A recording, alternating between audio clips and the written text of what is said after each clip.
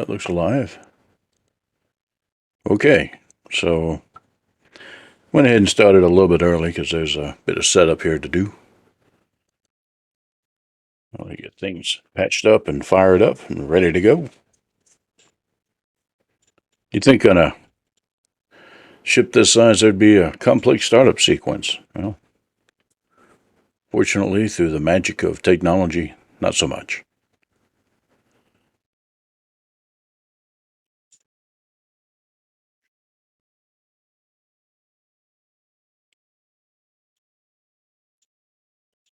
All right. Let's see if this thing's going to cooperate with us. Yeah, okay.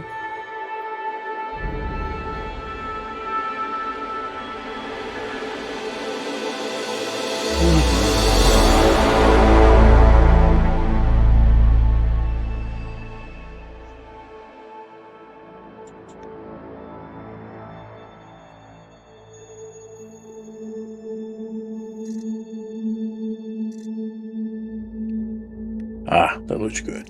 Okay.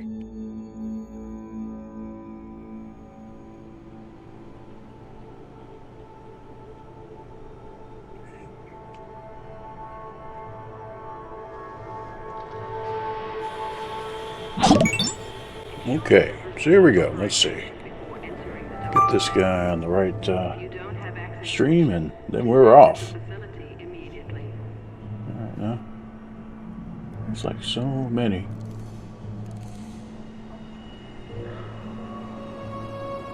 Okay. Ta-da! Alright. And here's our ship, ready to go. Okay. Hello there, Freddy.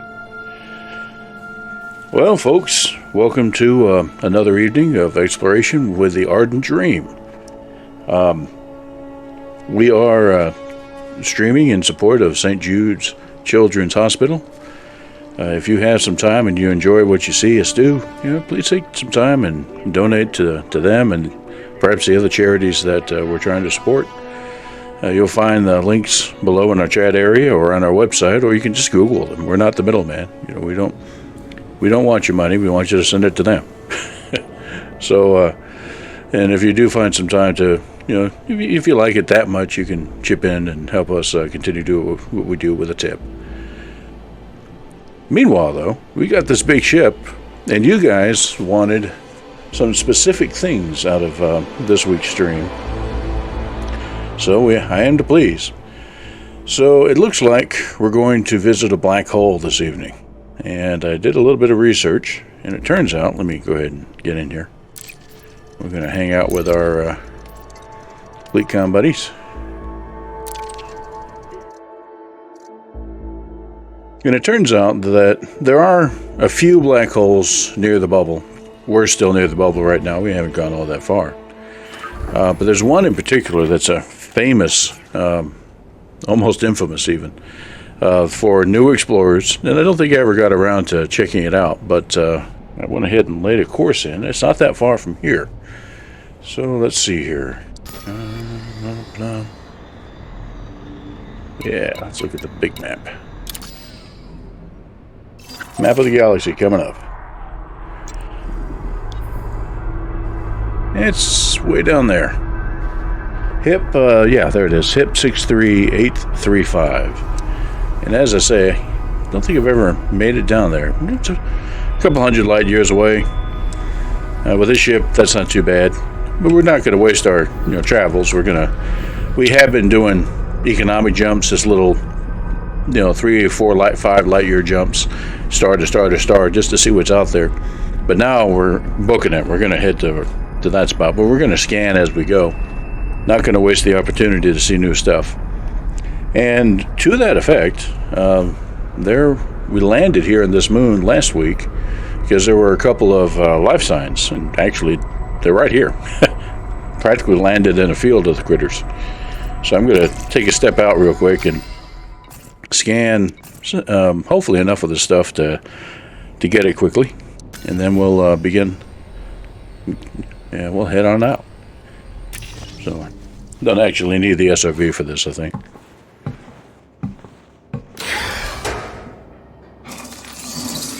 There we go. Oh, dark, so dark. Maybe I should have brought the SRV. Yay, it's always nice to be first. Unsafe temperature, huh? Well, there's the big ship, the Dream. All several football fields over. I could have sworn there was a... Well, let's get the thing out and see. Oh yeah, right over there. So it's this stuff. Warning. Dangerously low temperature detected. Thank you, dear. And it is 30. Whoa, 37 Kelvin. Oh my gosh. All right.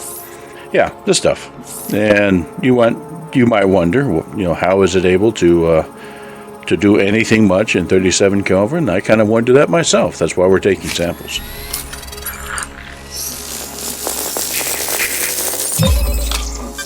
All right. So we got a sample of Fonticula campestris amethyst. See if we can come up with a few more of those. Look at those things. They're beautiful. It's a trick of the light. Well, it'd be if you had any light. But they are. I'm sure if the local star were out, they would practically glow. So let's see here. Let's go get the SRV and do a little trucking. Hopefully it won't take long.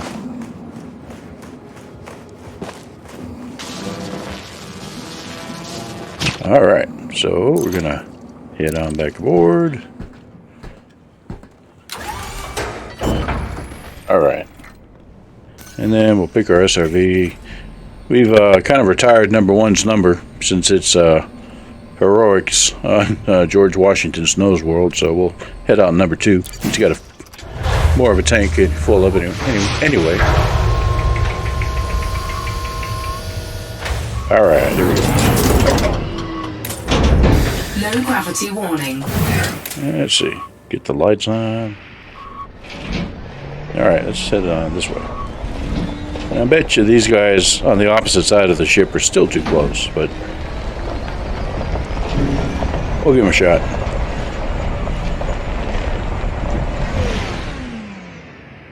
Okay. Let's step out. See what the scanner says. Off. I should hope so. Don't take off without me now. Hang tight. Yeah. Warning. Dangerously low temperature detected.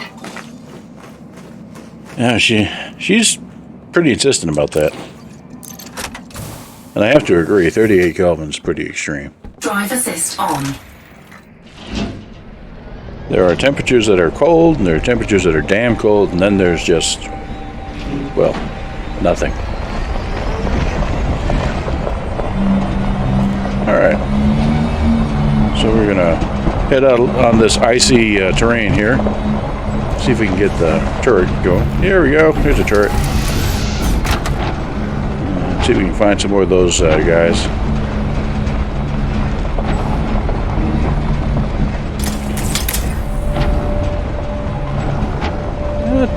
You see right up there, I'm trying not to take my eyes off the road too much, but that is probably one of the local gas giants and moons. But if you look through a telescope on Earth and try to, one with sufficient power to catch Saturn or Jupiter, that's kind of what you see. Maybe you have a nice little Schmidt-Cassegrain, and it's an 8-inch job will pick up Jupiter and give you some details of the surface. It's pretty cool. Well worth it, because it's quite an experience. Yeah, of course, you're not doing it while you're driving in an SRV like, a madman. Trying to wreck. But it does give you a sense of the scale of even the solar system. That something as just mind-bogglingly massive as a system of a planet and multiple moons, dozens of moons, would look like that in a telescope. It's far away. Alright. So we got a decent distance from the Dream there.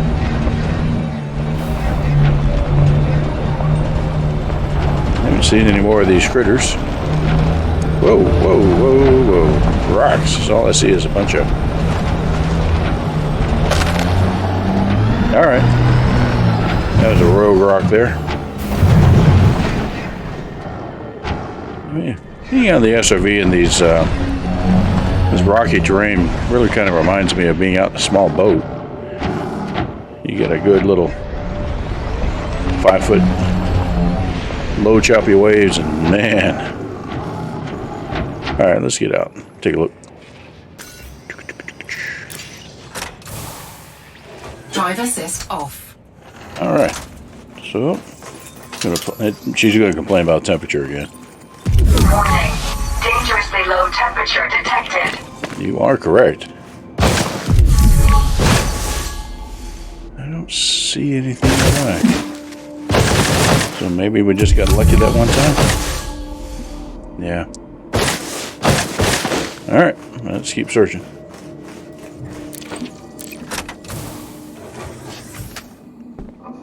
Drive assist on. And if it would let me count that the critter that I landed on and squished under the one of the landing gear, you know, that would count as a sample, I would think.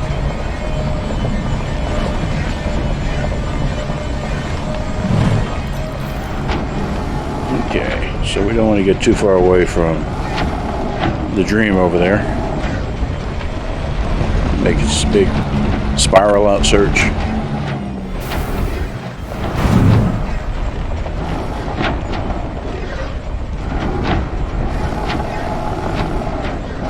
Yeah, this would be a lot easier in daylight, but yeah.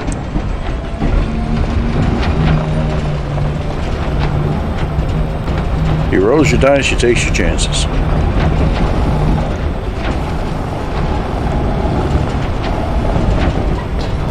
That's something? What am I looking at here? It's a rock. A lot smoother out here. Yeah. Let's stop here. Let's try another scan shot. I really want to take this bio scanner that's on the suit and kind of mount it as a hood ornament so I can just kind of use it from inside. Warning. Dangerously low temperature detected. Okay. No. Well, hold on. No. There's something. Yeah. Yeah. Okay. Hopefully it's far enough away. No. Okay.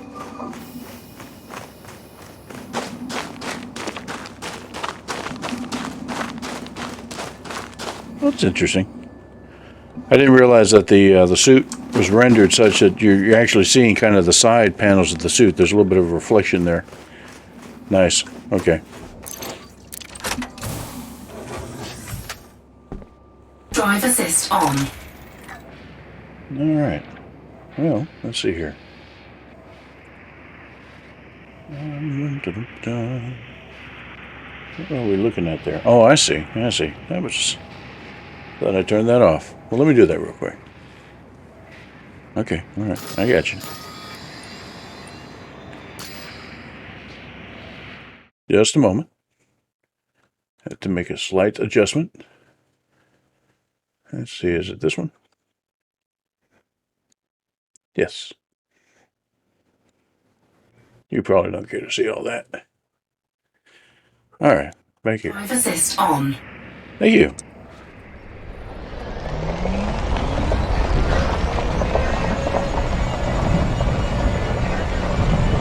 And here we go. So I guess we are going to have to travel a bit. Like I say, I'm not going to spend all evening on looking for these critters, because I do want to go to the black hole later.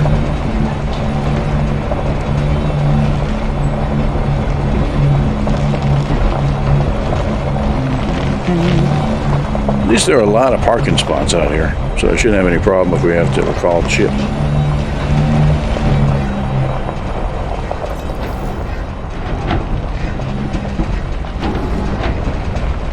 Oh, there we go. Look at that. That'll work.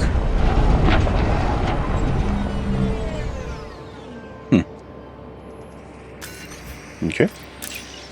So that'll be our second sample. Drive assist off. 2 of 3. Yep, he likes it. Warning. Dangerously low temperature detected. You are so right. It's very cold.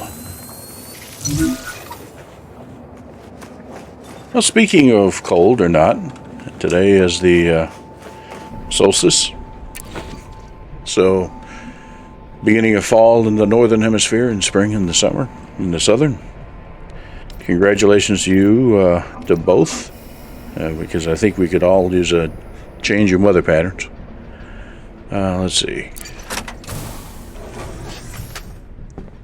Drive Hello, sir. assist on. Good evening. How's it going?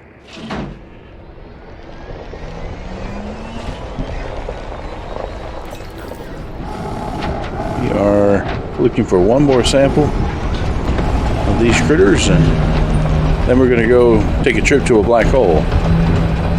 I bet you that these are too close. Yeah, we'll try it though.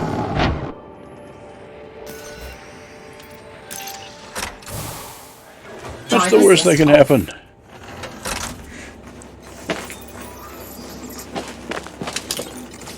Warning. Yep. Dangerously low temperature detected. Working on it. Glad we got a good heater in the SRV. Drive assist on. Probably be happier if I didn't keep, dumping the atmosphere and popping in and out.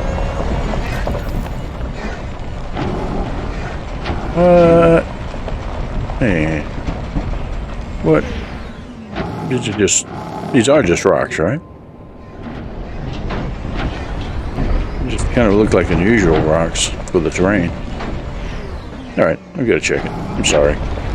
Curiosity. That's why I'm an explorer.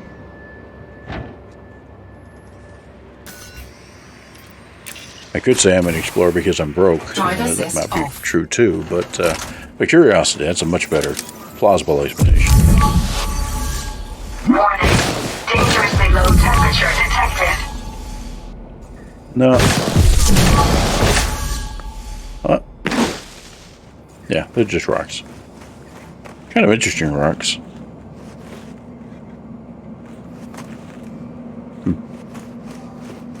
Okay.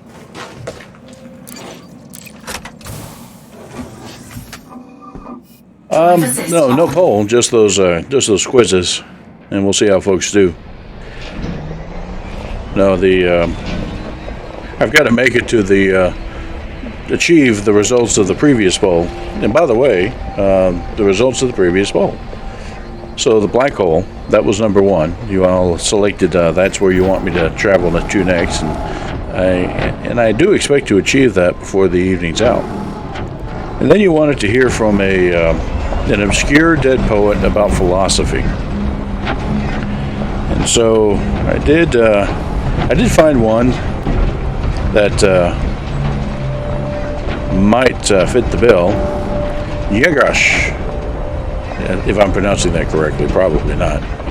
As a 12th century poet, Serbian. He was actually a bishop, a leader of the Serb people. I read that this gentleman was to Serbia what Shakespeare is to England. Oh, there we go. That might be our number 3. And it just goes to show that every culture has their traditions and their poetry if they have language.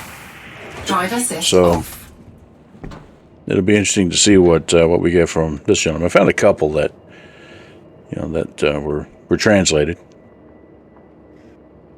Have I angered the gods?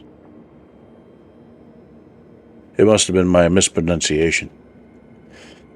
Yes, it appears that I have angered the gods. So let's see here.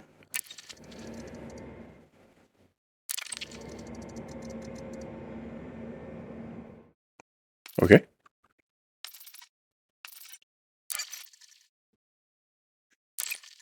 I'll try. the time-honored method of, did you try rebooting the universe? Yeah. All right, here we go.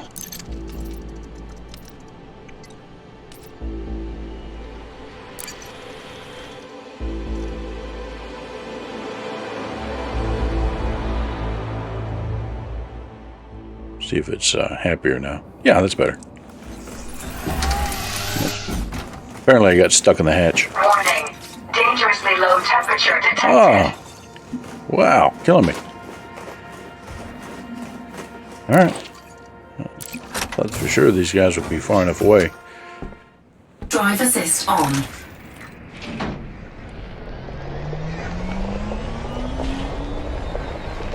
Alright. So let's sally forth.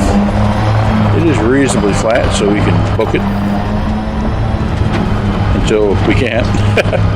And it'll be rather sudden, the transition between the two states.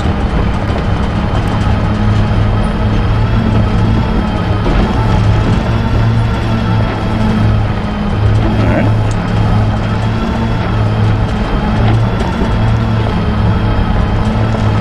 Ah, there we go. Look at that.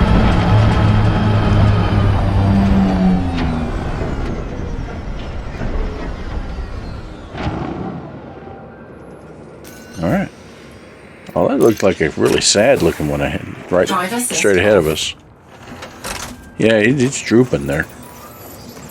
I wonder if these 38 Kelvin critters can have health issues. Low temperature detected. They look very depressed. You know, look at these others. They've got multiple fronds. They're leaning up there towards what little light there is, and this guy's just,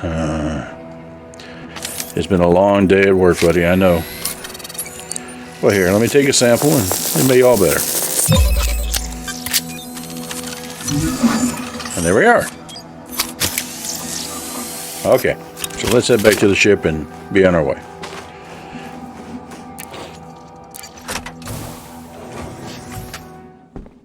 Drive assist on. I don't want to run over the sand, buddy. Hey, stop. Wow. Okay, this way. Let's clear datum without killing the locals. There we go. Okay, cool. Oh, whoops. What did I say about not killing the locals? Oh, this is a damn place here.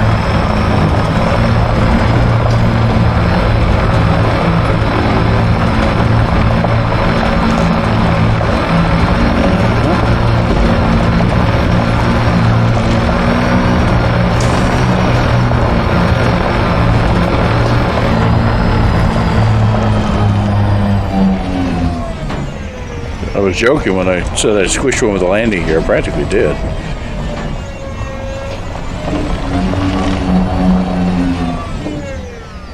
Alright, here we are.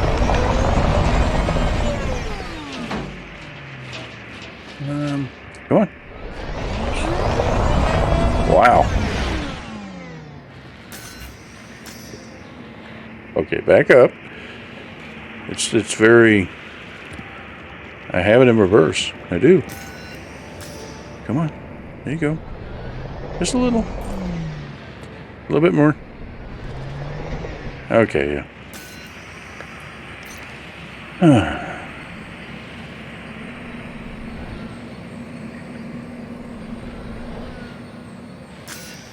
Well, and now we're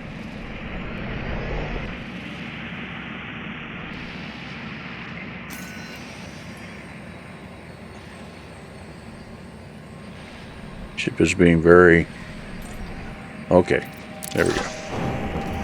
We'll take it.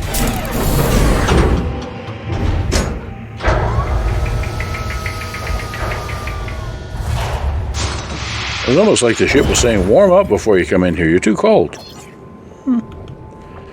All right. So here we go. So if we, oh, do we have to? I guess we do. So you said 5 jumps? Yeah, 5 jumps to the system with the black holes. So I'm going to focus on getting there, but we're still going to map things out as we go. Because, you know, it's a waste of a jump if you don't stop and map.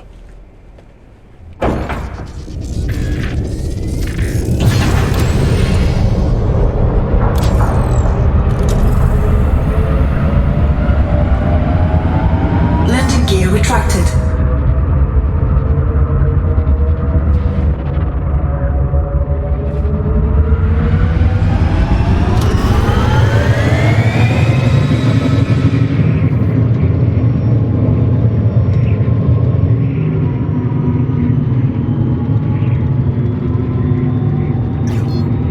Frameshift drive charging. 4, 3, 2, 1. Engage.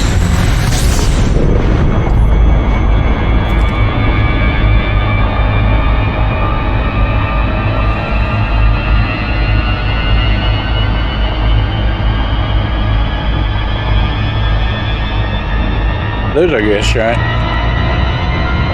You can kind of see it there off in the distance. I knew that we were orbiting one fairly close, had rings on it.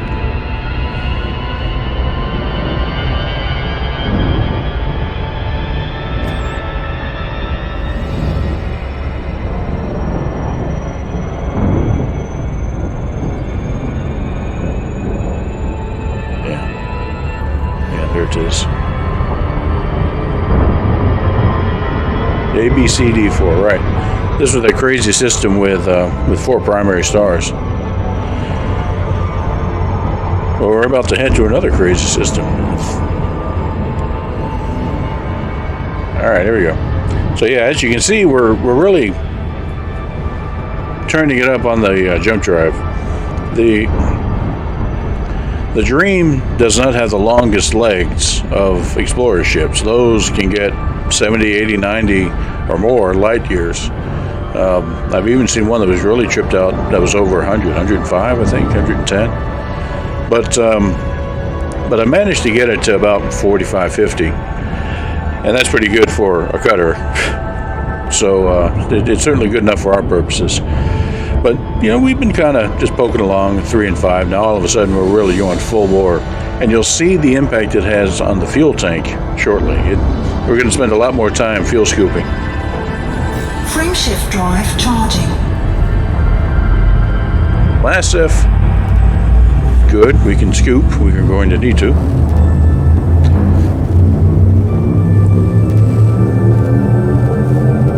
And zoom. 3, 2, 1. Engage. Oh, look at that bright one. I kind of wonder if the HIP system we're going to, whether one of the black holes is primary, where we jump right into it. That's believe you me, that's scary. You know, you're jumping through witch space there and you don't see anything. And like, okay. And there's supposed to be a star out here. Fuel scooping. 32 bodies, huh? And you see, we're scooping, we're still scooping. Before, it only took a couple of seconds to top off the tank. Yeah, with these big jumps, you know, we're really eating into the fuel. And I'm not in a hurry, so I'm not going to dive in close to the star. Yeah, there we go. It took about 30 seconds. Okay, so let's clear out a little. See what we got in the system.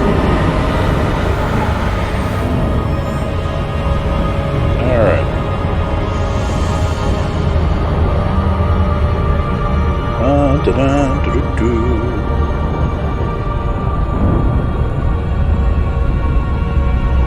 All right.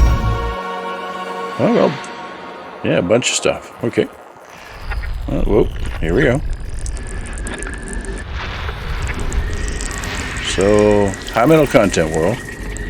Oh, wow. Wicked. 500 atmospheres. Yee. A big rock. A little rock, actually. 0.05. It's a moon of that thing. Alright. High metal content. 200 atmospheres. This must be a theme for this system. How on here? Oh, we got a gas giant, looks like. Yeah. Oh, it's a pretty one. It's got some kind of unusual, it's, almost a speckled pattern to the, all the moons.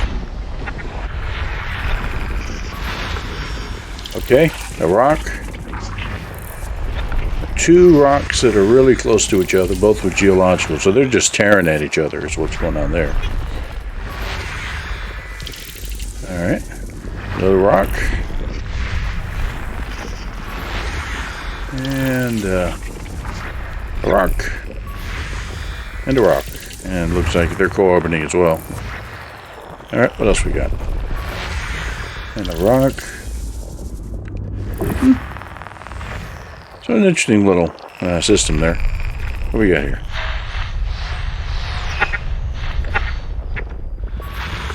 High metal content world. Nice. Okay. And what do we got here? I don't know. Is that the signal? Yeah. Someone who came before. An iceberg. 8,000 atmospheres. What's going on here? Argon-rich nitrogen argon atmosphere. 214 Kelvin, so it's not like it's yeah. What's going on here? 8,000 atmospheres. It's like a sea of argon? It's hard to call that an atmosphere. Big water giant. What do we got here? Standard gas giants. Oh, a water giant. Oh, that's nice. Cool. Yeah, I haven't seen one on this trip so far. So that is what you think it is. It is essentially a planet that's, hold on, let me see if it gives the details over here. Surface temp, 162 Kelvin, so frozen. Surface gravity, 3 Gs, 20,000 kilometer radius. But in atmosphere, quote unquote, 98% water. So basically what that atmosphere is just a giant ocean with some cloud cover over there that vaguely resembles a gas giant. So it's a water giant. It's kind of interesting. Yeah, don't see those too often. See what we got here. So it has some moons, it looks like. It's an iceberg. Just the one? Yeah. What else we got?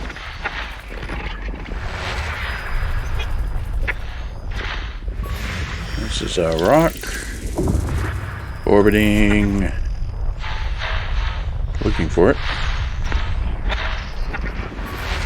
High metal content world. We have a whole bunch of those in this system. This miner's dream here. If they weren't, worlds with like 8,000 atmospheres, surface pressure. Gas giant with water-based life. Wow. There's a whole lot going on in this system. Yeah, ooh, okay. So it's, I think there may be another gas giant close by.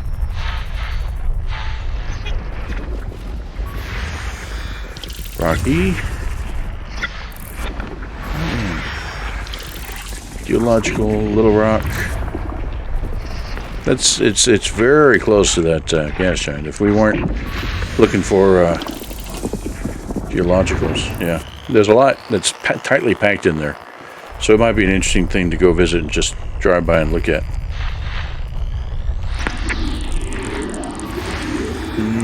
Another one with water-based life. Wow. Go water-based life. Okay, 2 gas giants that are, yeah, that's what's going on. And this one in the middle, 7, is much more massive than the outer one, 8, because 8's essentially just like a moon orbiting it. You can see 7 barely budges. So, okay, cool. What else we got? High metal content. Okay. Yeah, this system is pretty interesting. All sorts of interesting features. Rocky. Adrian. Okay, here we go. What's this guy? I don't know. There we go. Took a while to find them. Ice.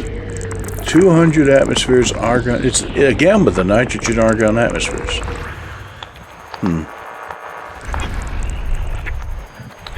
Hold on, we got something else here. Oh, that's this. Yeah. All right. What else? I think there's our other gas giant. Yeah. Class 3. Nice.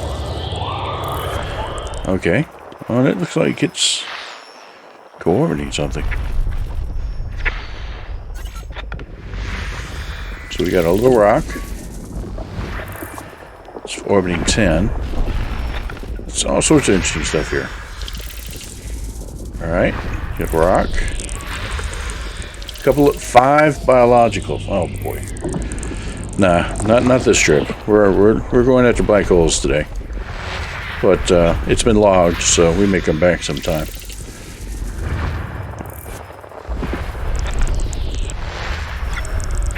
Let's see here. By the way, that when I say it's been logged, I mean that. That's the that little window that you see kind of in the upper right. You know, that's my assistant there. It's keeping track of things for me, sending the data up to the EDSM. That's the player-driven mapping project. There was quite a bit interesting going on here. Nice. Okay. Well, we'll come back to this maybe someday. But for now, onward towards black holes. 43 light years to the next one. Frameshift drive charging. Class M, red dwarf, which reminds me, I wonder what you guys are doing with the survey, or not survey, the quiz. 4, I'll check on that here in a moment. 2, 1.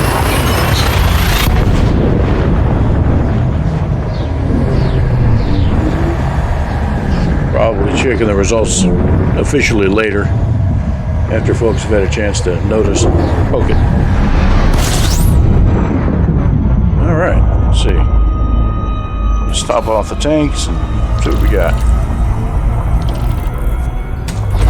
Fuel scooping. Okay, 13 bodies. A bunch of them pretty close, an asteroid belt. And right here, that means that we're pulling on a metric ton of fuel every second. Yeah, so yeah, big fuel scoops on this thing. Of course, it's really thirsty when it takes these jumps. All right, let's clear out a little bit.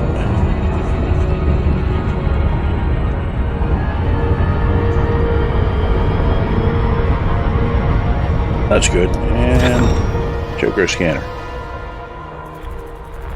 Look at that, all sorts of stuff. You got little asteroids. Oh man, looks like I drifted far above the plane of the ecliptic here. Alright. High metal content, 1.2 Gs. Hot. 220 atmospheres. Nah. Not going there anytime soon. What do we got here? Just, yeah. Wreckage, I'm afraid. We got a gas giant? Yep. Oh, that's a pretty one. You got nice blues and whites in there. Yeah. I like that one. Don't think there's anything else around it. Alright. Kind of a odd orbit. I don't know what that's about. Gas giant with water-based life. Woohoo! Sweet. And it had a bunch of moons, it looks like. Okay, so an iceberg. An iceberg. And it's an iceberg, but actually just looks more interesting than the others, even though there's not much there. Well, that one's kind of convoluted. Alright, what do we got here? Another iceberg, geological. Except for the gas giant, I haven't seen any life. System scan complete. Okay. So it's just another degraded? Yeah, okay.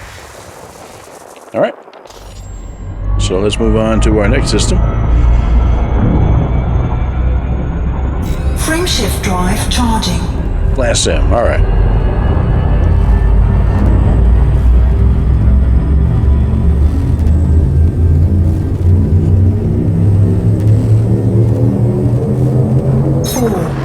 Three, two, one. And we're off.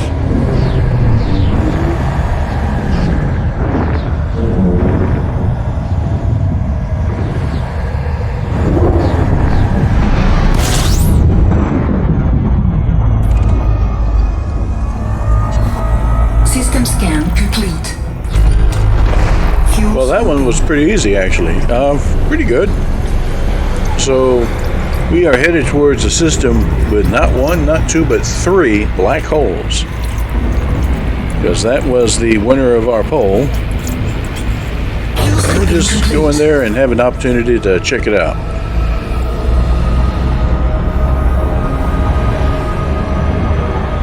Warning. Temperature critical. I should not melt the ship, so I shouldn't have gotten that close. You see how the ship kind of begins to evaporate? That's actually not the ship, that's just the life control, water vapor forming, yeah.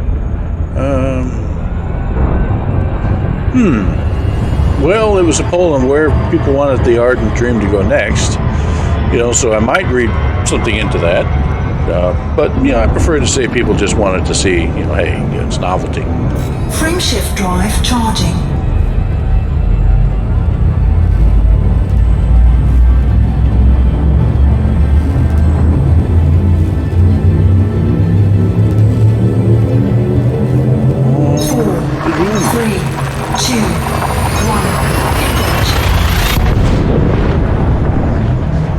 Yeah.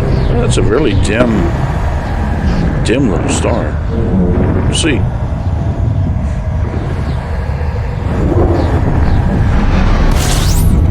Oh, here we go.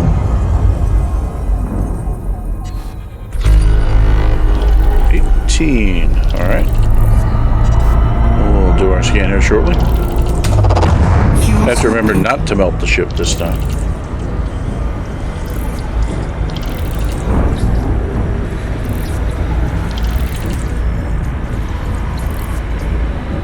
Yeah, that's it.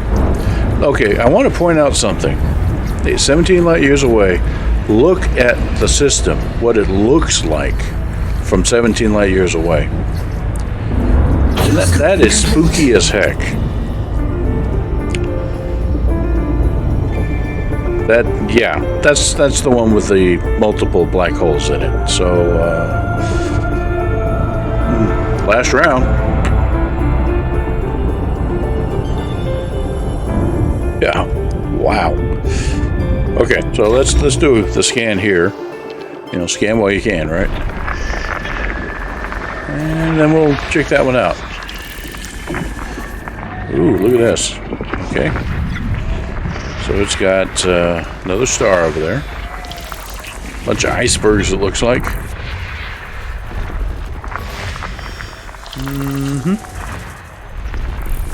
All right. Ooh, there's a biological on that one. Okay.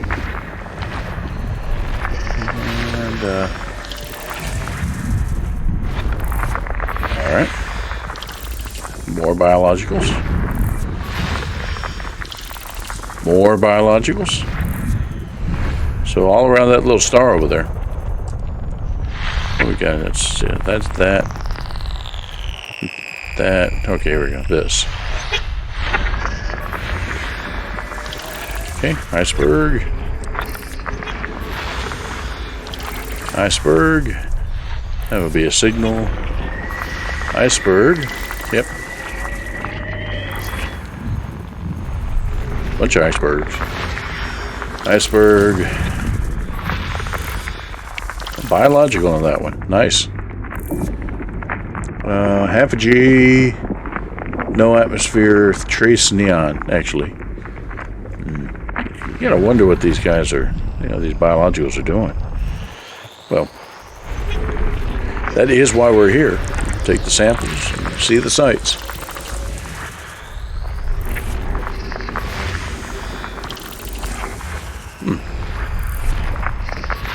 System scan complete. Ooh, another biological. There's life all over this thing. Yeah, it's just the normal degraded. Okay, here we go. Okay, deep breath. Black holes. So you wanted to see black holes. Here it is. This is black holes. And I do emphasize plural. More than one. So here we go.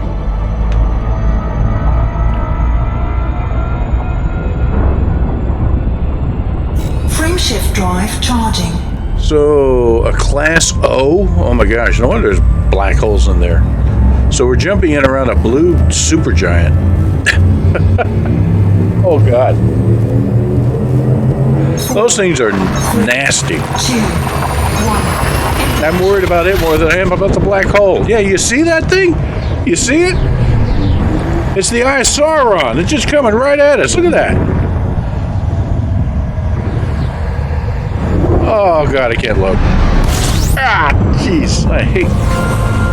Whoa. That's a big star.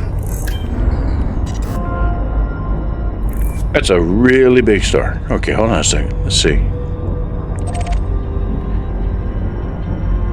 60 light seconds away from it. It's a big star. Okay, so let's take a look around. Let's do it. Let's do the honk.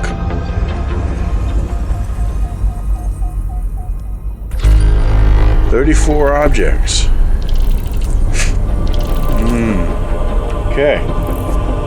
And yes, black holes. Okay, so let's see what we see without doing.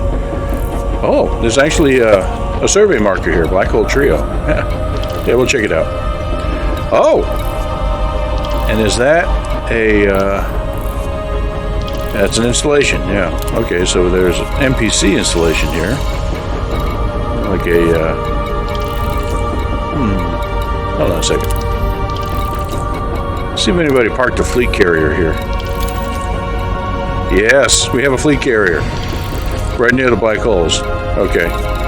Some guys that run fleet carriers like to do tourist trips, and that's probably what that is. So we'll visit the fleet carrier while we're here. Actually, I think I'll visit it first.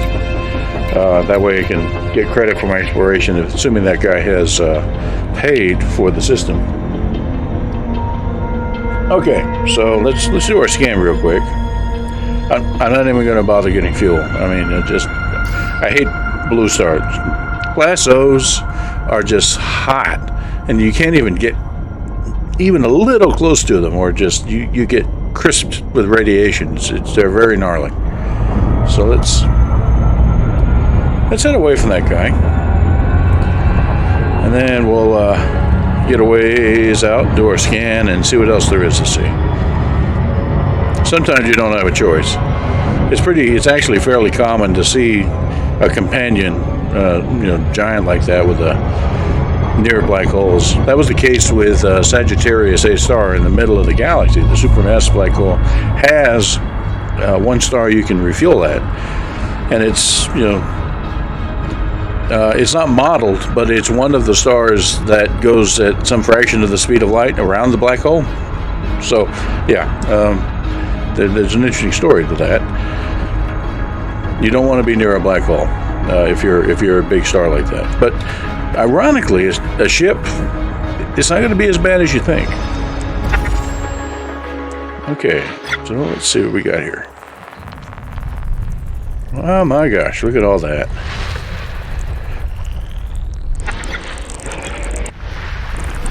Okay, a rock with also interesting stuff on it. Another rock with some geological items. You got to wonder, in a system with three black holes are formed very violently. So there's not much left of these rocks. I mean, that's the fact that the only thing left are rocks is not surprising, I should say. There's another rock. Yeah. And the question is that these rocks, were they here pre or post black hole? It doesn't look like there are a couple of gas giants, so we'll see how that works out. Icy body. What? That can't be right. Are you guys seeing that? 71 million atmospheres? This,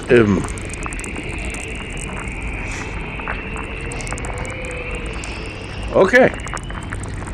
That's what it says. 71 million atmospheres.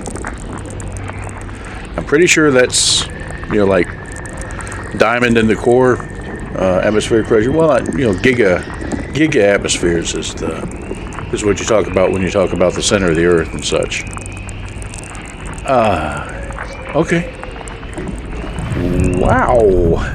Yeah, this system is taking no prisoners. Okay. That's a rock. Again, not surprising there. Stuff scattered all over the place. Oh, here we go. That's the black hole trio over there. Yeah, CD. Alright. I'm in a content world with... Okay. And what else? Icy body? I'm still wondering about that one with 70-odd million atmospheres. It just didn't seem right. A gas giant right near the black holes. Yeah, go figure.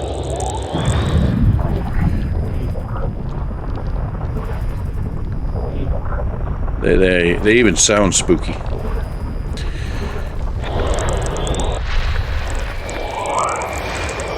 Class 3 gas giant. Rosie Rosa. Really? I thought that was an installation there. Okay. Somebody named the... Oh, hold on. There's the installation. Yeah, okay. Right. Okay. So what else we got out here? I think we covered that one and that one. There are some rogue... There we go. High metal content, 4,000. Okay. Just a few more. How about here? That's just yeah. There we go. So a rock. 71 million atmospheres. That one's still puzzling. Okay, how about up here? No. Anything else? No.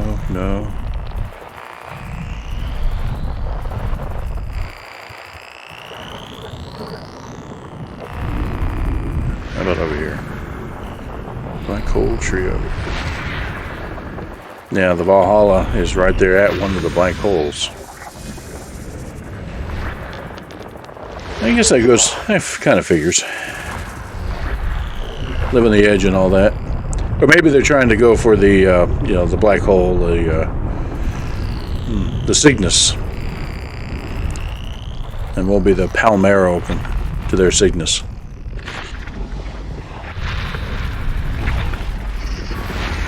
It's the Palomino, actually, not the Palmero. Yeah, Palomino. Alright. And that should be the last one. System scan complete. Alright. Let's head over to that fleet carrier first and visit it real quick. Alright.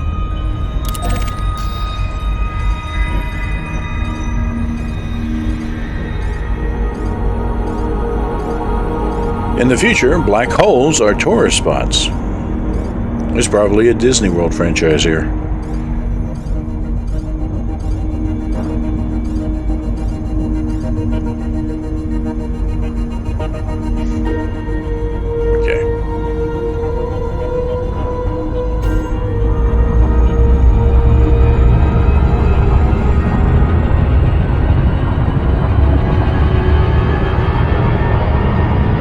So one of the black holes is in close orbit.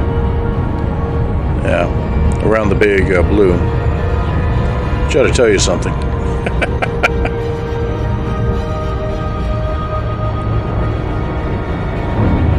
You'll probably have seen images, or at least concept art, of. Oh man, yeah, they're all here. Wow. Yeah, we're not gonna. If we get close enough and they're powerful enough, we'll begin to see light bending around them. So that's something to look for later. But I don't think we're close enough yet. They're not quite that big.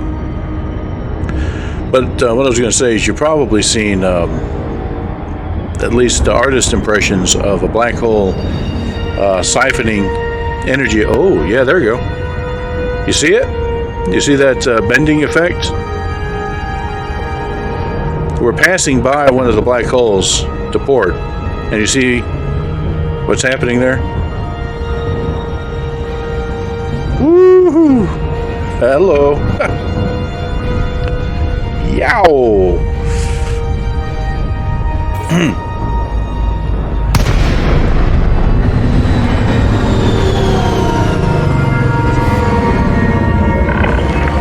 Thank you for visiting our carrier.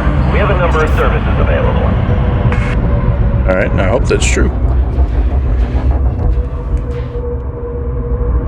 Let's head on in and it does. It looks like the Cygnus, yeah. And now I have the Disney movie, I'm thinking. Now I have the black hole theme kind of going through my head. That's awesome.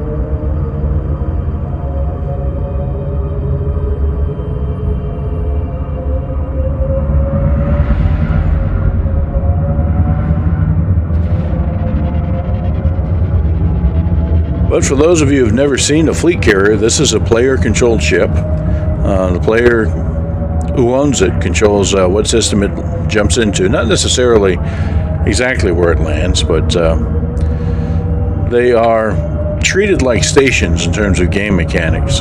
They're invulnerable. They can defend themselves. They have self-defense forces that can come out and shoot you. So you don't want to tangle with one. They take a lot of fuel and a lot of upkeep, so it's an expensive investment. To have one out here is smart because, as I say, this is it's got the Disney tourist attraction. So this guy is he's looking for folks like me. Request confirmed. Move to your designated pad, Commander. I've been away from the bubble for weeks, See you soon, Commander. and I would very much like to turn in my exploration data for profit. And that's one thing that one of the services that a carrier like this can offer. Let me see if I can get out here.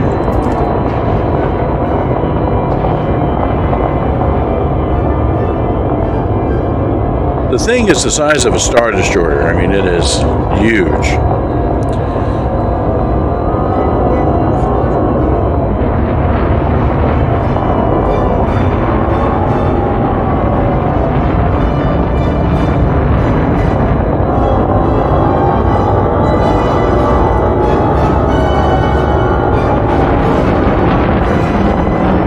Landing gear deployed.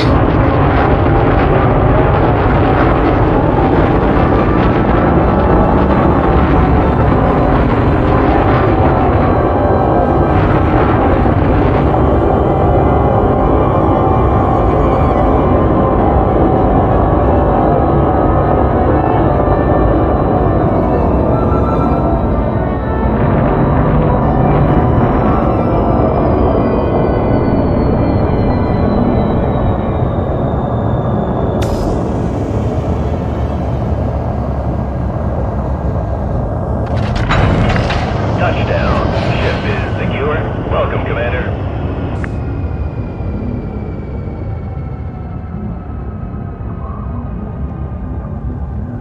You have a kind of a look-see at this thing. You've seen how big the cutter is. This thing can park several cutters in a line, and then a bunch of other stuff aside. It is not small. Alright, so let's go. Checking the services. Can we refuel? Yes. Can we rearm? Do we need? Okay. We'll rearm. We'll poke our nose inside. I wonder if they've implemented being able to disembark on a fleet carrier yet. I'll check that out here in a moment.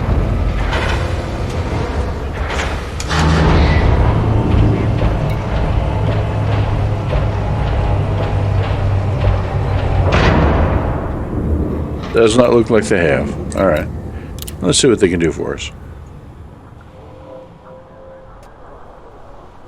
Alright. Really?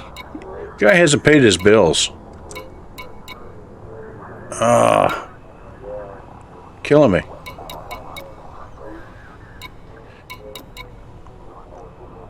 Well, how we doing?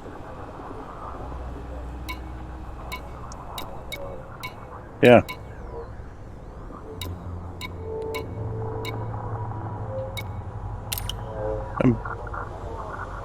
Yeah, there's something not quite right going on here. Universal cartographics suspended. No stored ships. 4 available ships. Yeah, what's going on here?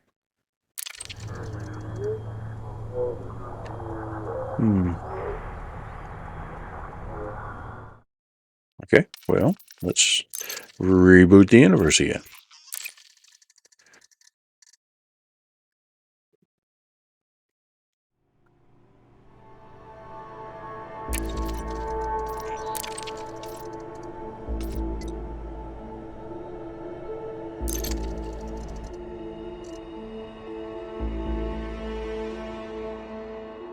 And see if this is in. See if it's in any better mood to provide services.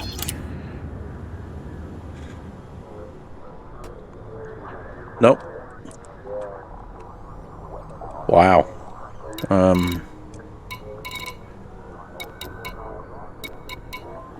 Okay, hold on. If I point at it and click it.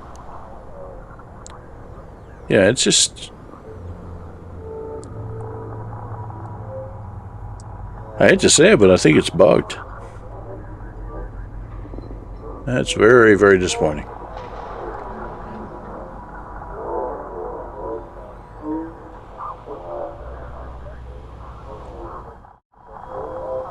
Yeah, I can't even. Huh. Okay. So, I haven't landed at a carrier in a while, so I don't know if this is a recent development. The UI being bugged like this, but the UI apparently is bugged. You can't even get out of it. Alright, well, we've seen the fleet carrier. We're going to go see the black holes. We had to reset the universe again.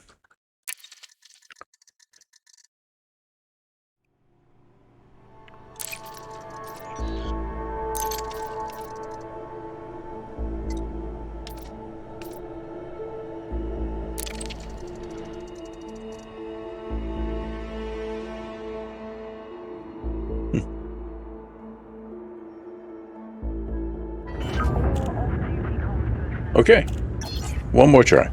Not even going to try to mess with carrier services because that's not happy right now. Hopefully we can launch. That would be important.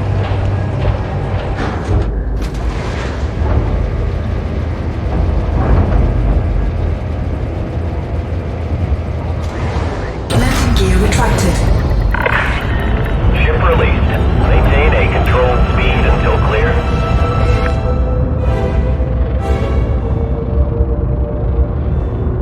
Fair enough.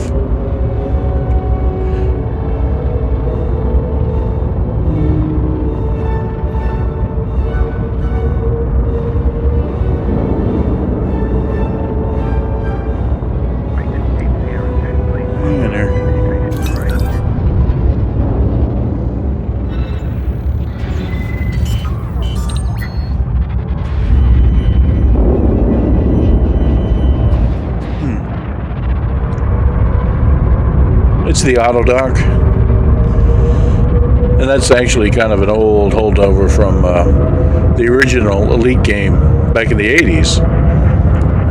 In homage to 2001, A Space Odyssey. You may remember, the space shuttle music as they were doing the dance of docking.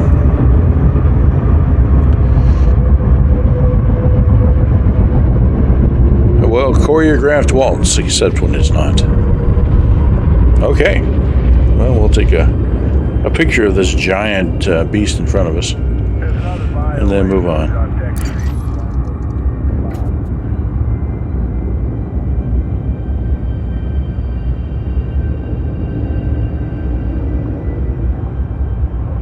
Wow.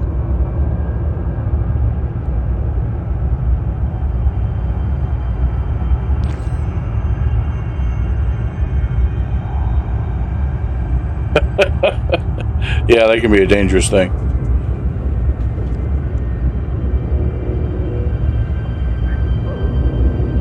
So let's see, where is the are the black holes?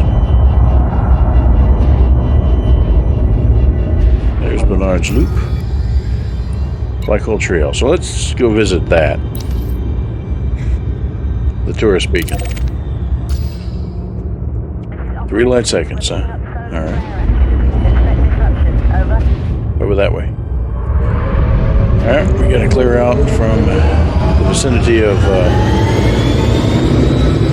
Big Valhalla here.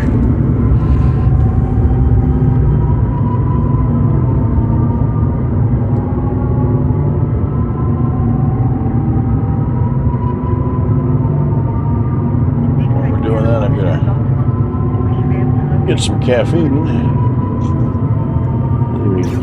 necessary sustenance for all captains.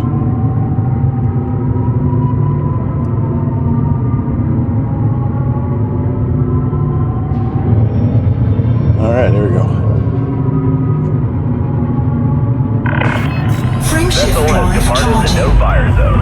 Watch your 6, Commander. 4, 3, 2, 1. Engage. Okay.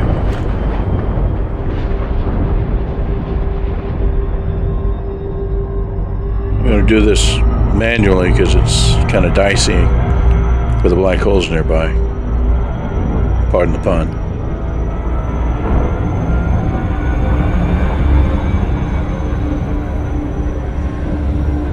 But again, if you look around as we're moving amongst them, you'll see that distortion.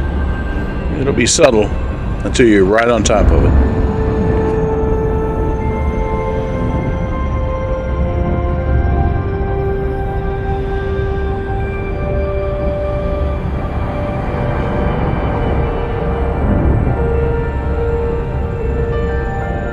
They have folks that will buy, and I think that is one thing that Valhalla is there for. They'll buy sidewinders and do what they call the black hole plunge. Yeah, no kidding. And it is what you think. You just take your ship and find your black hole, and hold on, you gotta pay attention.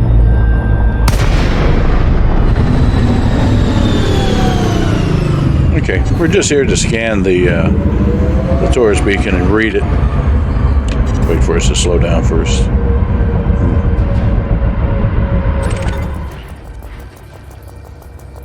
That's what these beacons are for. They're just kind of a goal to direct some players to, hey, go here, go here.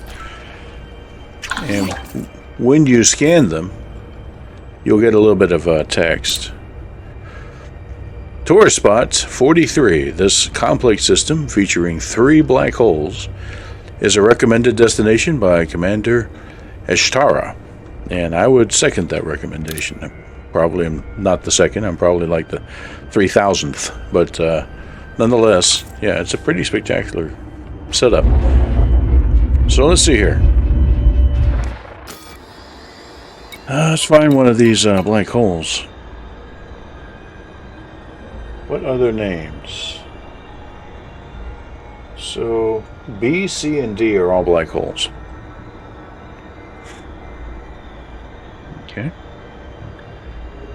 find my mouse again. All right, here we go.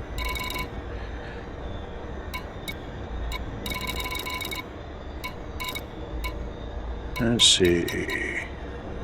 Oh yeah. Probably removed the stars. Yep.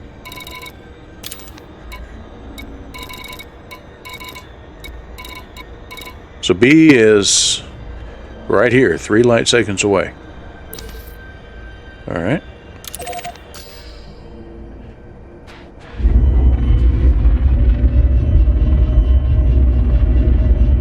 This is probably a good one to play with, because what I'll do is I'll kind of orbit around it and let you see that distortion from the viewpoint of the ship, and I had to do a little bit of setup to make it work. But you'll see what I mean.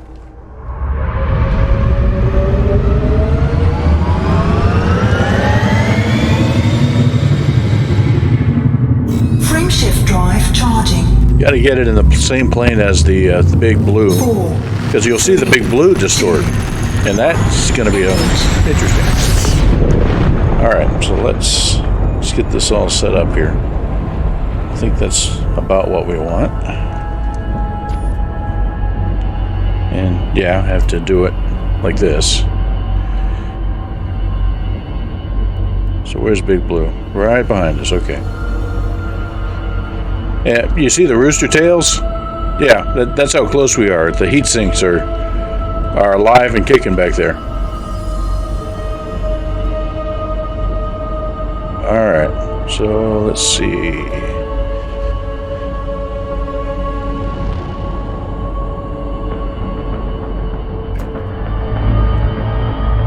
And you see some stars are moving? They normally don't do that.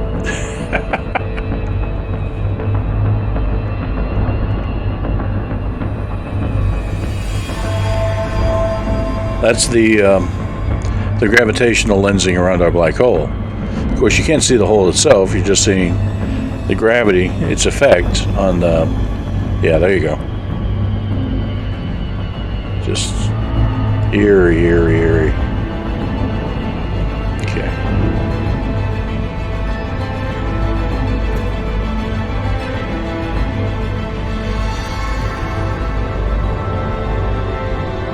So like I say, I'm going to try to loop around it and let you see what it does to that big blue.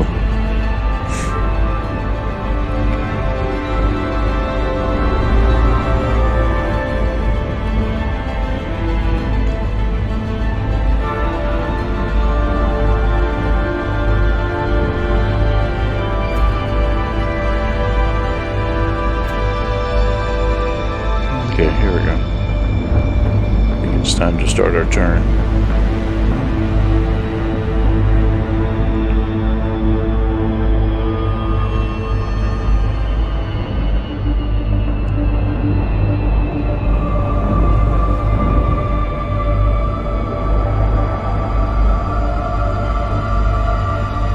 It just looks like a whirlwind, a little mini tornado of stars.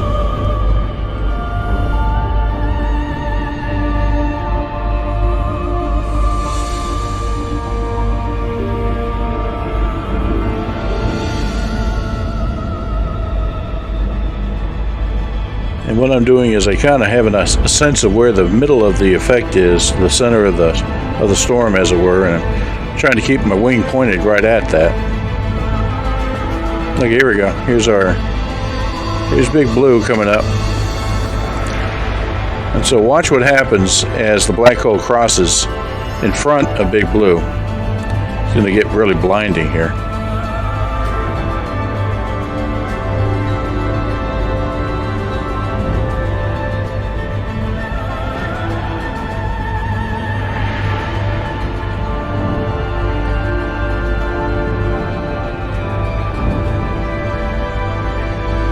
This wasn't quite what I was expecting.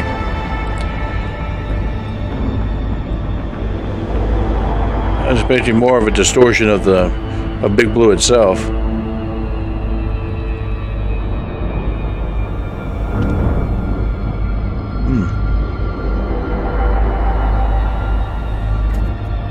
right, hang on a sec.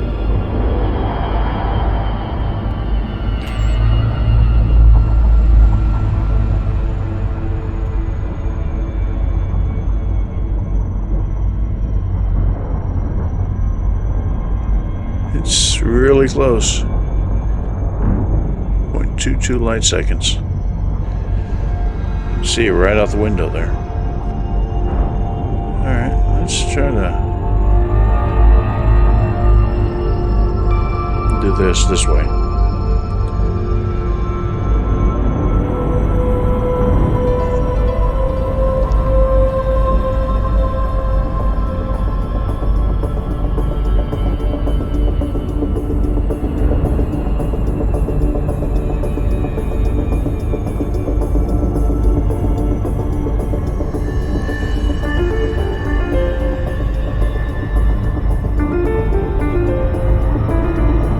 Yeah, I'm a little disappointed with that. I thought they would have had that effect in where it distorted Big Blue,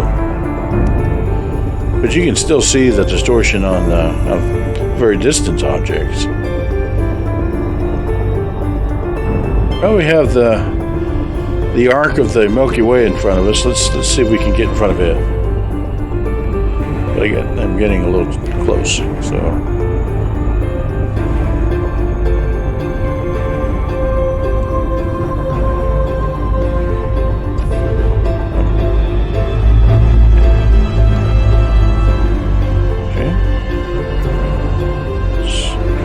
Tails out.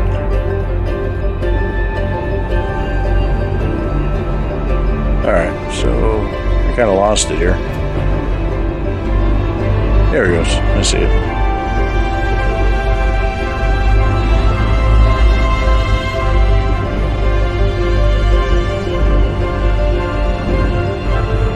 Let's see what it does to the Milky Way over there.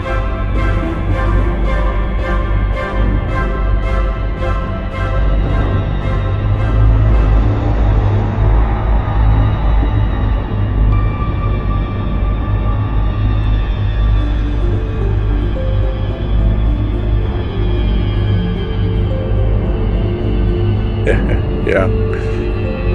There you go. Now you see a little bit of distortion of the Milky Way back, right behind it. Yeah, there you go. Okay. So let's take that. I'll tell you what. I'm not going to dive in.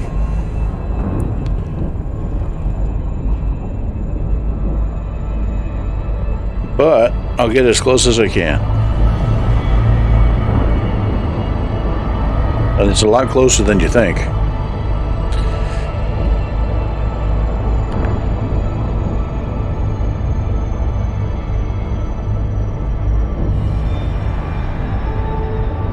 Now here with the Milky Way kind of all fuzzed up, you get a better sense of the scale of the thing. And if you look right in the middle, it's like a hurricane.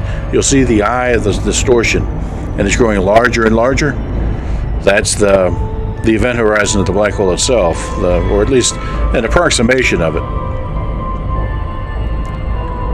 Yeah, here we go. Yeah, now it's very pronounced now. But it takes something behind the thing in order to really bring that out. That's what I was hoping Big Blue would do for us, but for whatever reason, it just wasn't modeled. And my heat is going up as I get close. Oh, well, we might be doing ramp jumping, just, with a black hole, that's all. Okay. And, let's see if I can pull this off. Here we go. Look at that guy. Right there.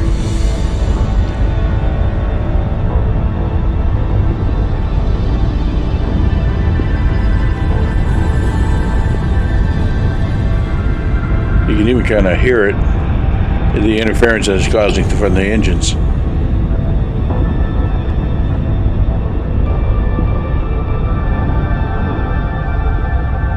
Yeah, I'm really surprised that it's not having more of an impact on Big Blue, but hey, I'm not going to complain. We just flew past it.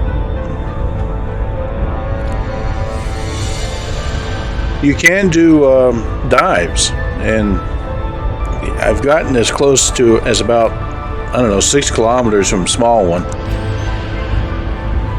and survived to tell the tale. The thing is that, the only reason that works is we are, in fact, in a faster than light ship. So it wouldn't even be possible to get within the event horizon of one of these things otherwise. Okay, careful. I'll take another pass by.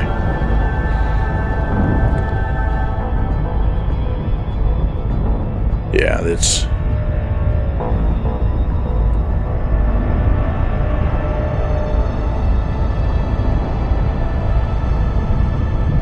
And I'm thinking that it should give me a warning when we get a little too close.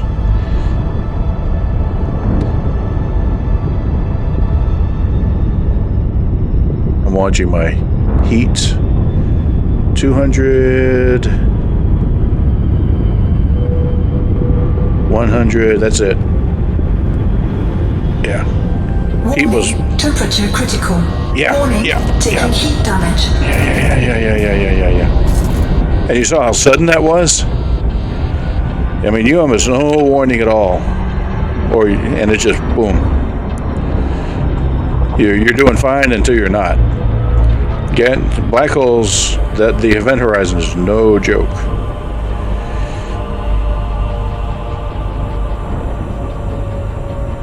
Whew. Okay, fun. But you don't really get the sense of it unless you're moving in FTL. If you're, hold on, let me jump out here. This should be reasonably safe. Okay, we're essentially sublight now. I'll leave the engines running so we're not, like diving in or anything. It's over there, but it's hard to see it. The little squiggly is actually a flare from Big Blue, I think. Well, maybe not. Actually, maybe not. That might be our black hole. But we're not passing so quickly that we can tell the bending. Now, if we were to go back into jump. Frameshift drive charging. 4, 3, 2, 1. Engage. You'll see it immediately. There. Now we're passing it again.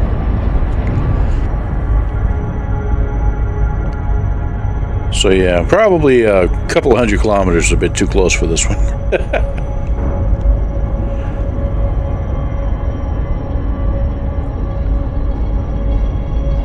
Whew. Okay, well there's your black hole. And this system has 3 of those suckers.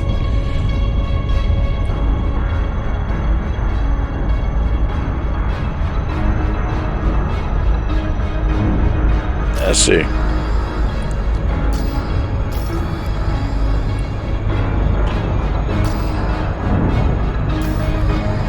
Where are the others? They're all really tightly packed in. That's the kind of amazing thing about this. What's this Yosi Rosa thing?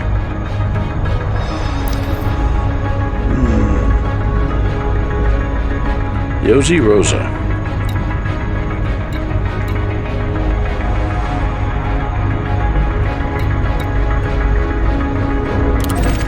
Okay.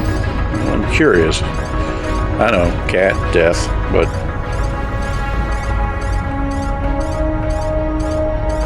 Let's clear away from the black hole a little bit before we go navigating. Hopefully that answers your questions about what black holes look like. It still doesn't do Sagittarius A star, the supermassive at the center of the galaxy justice. That one is just wow. But that gives you a sense of what it... hold on, what was that was B that we were at just now? Let's see here. So that was a 15 solar mass black hole. 15 times the mass of the sun, packed into something smaller than Rhode Island. So yeah. Oh, no, we don't need that. Back. Turn it off. All right. Should be okay to make our turn.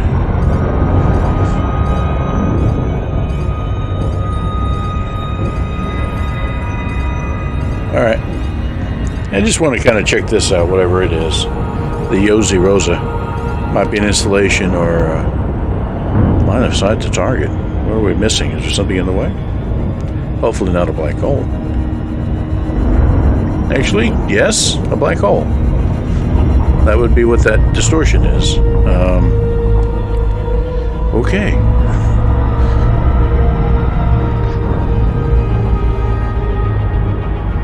There. I'm gonna go this way. There's nothing this way.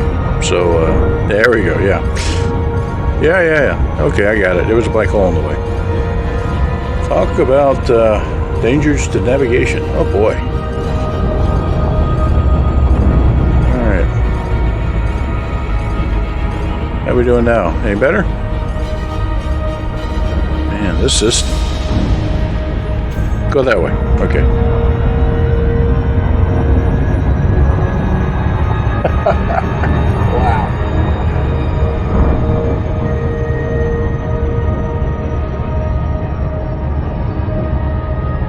That's another black hole. Yeah. Okay. Yeah. This must be another one of them. Slow down. Slow down.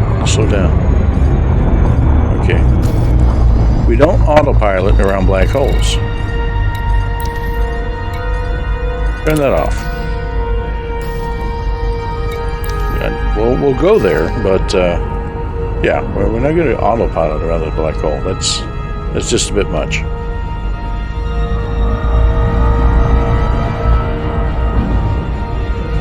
So that one that we were at, Bravo, was the bigger. This one is 6 solar mass.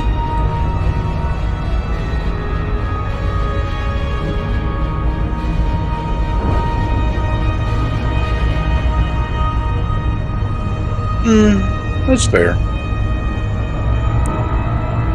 I think the autopilot also shares that opinion, yes.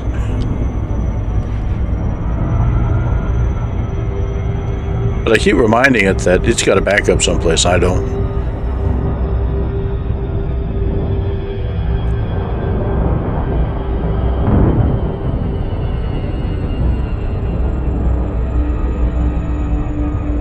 Okay, I think we're clear of it, and the whatever this thing is orbiting this gas giant. Well, I'm not going to fib on the. I'm not going to tell on the autopilot.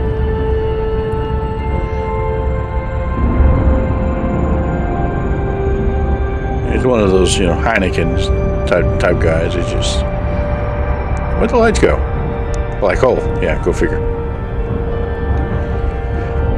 I think this is an occlusion bug because we are behind a black hole. Maybe this isn't an occlusion bug. Maybe this is. Yeah, this is kind of weird.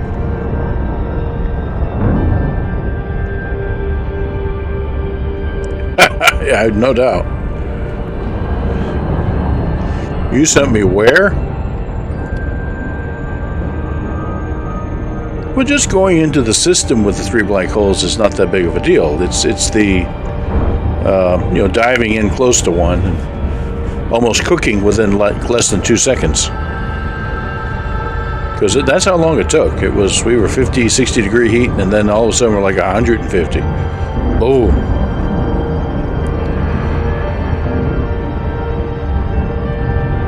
Okay, so yeah, we're going to see what this thing is. Then we shall continue our journey.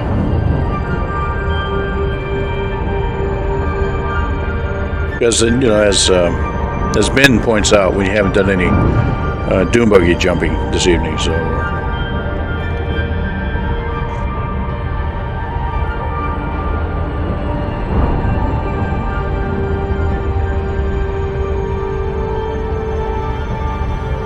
Yosi Rosa.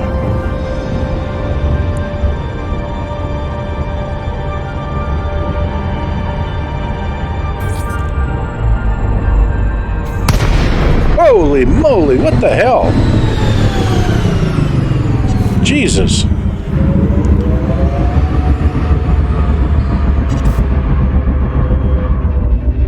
Way to drop me right on top of the thing. God Lord. Man.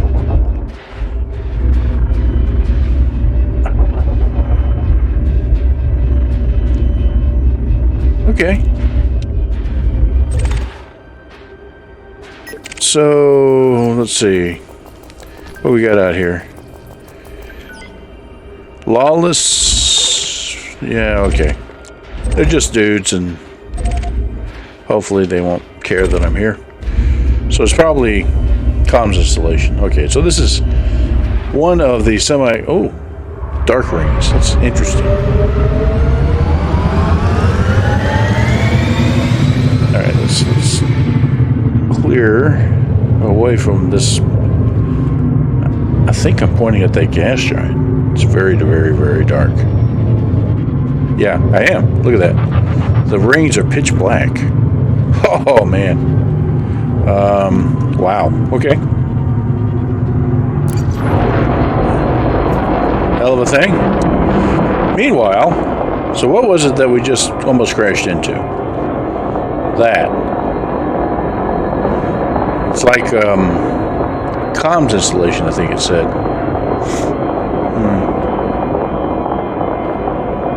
Yeah, so it's a faction thing, but not necessarily something for us as an explorer.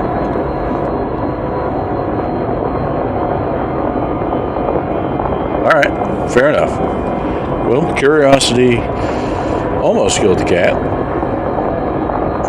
We shall proceed. That's just spooky, the dark rings there. Yeah, even spookier. Dark rings with the blue star through it. Yeah. Okay.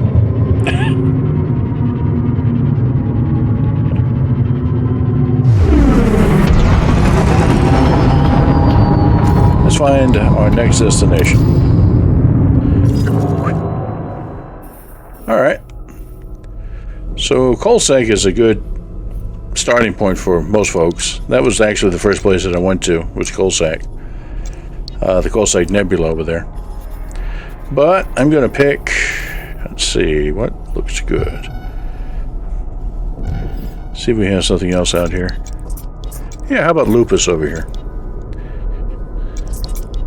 I know. House fans, it's never Lupus.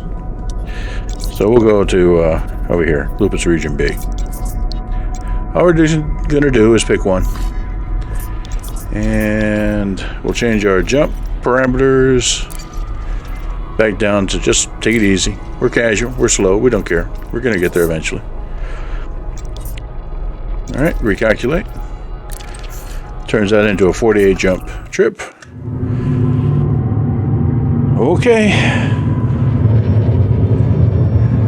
It was Lupus once, that's right. It was the exception to the rule. And we're going to jump through the rings. Well, that's going to top things off. Frameshift drive charging. What's the worst that can happen? Jumping through dark rings in a system with 3 black holes. Oh, okay. 4, 3, 2, 1. Engage. Oh, boy. Well, there you go. There you have it. System with black holes in it. Black holes are kind of interesting. They, on a number of levels, are also dangerous on a number of levels. So let's see if we can't get our Doom Buggy stick going and have an opportunity to read some poetry. Fuel scooping complete. I did promise an obscure dead poet about philosophy, although I'm not sure this guy's really a philosophical poet. Even though oh really, just one system? Okay. Well, we just have one planet. Let's see if we can find it.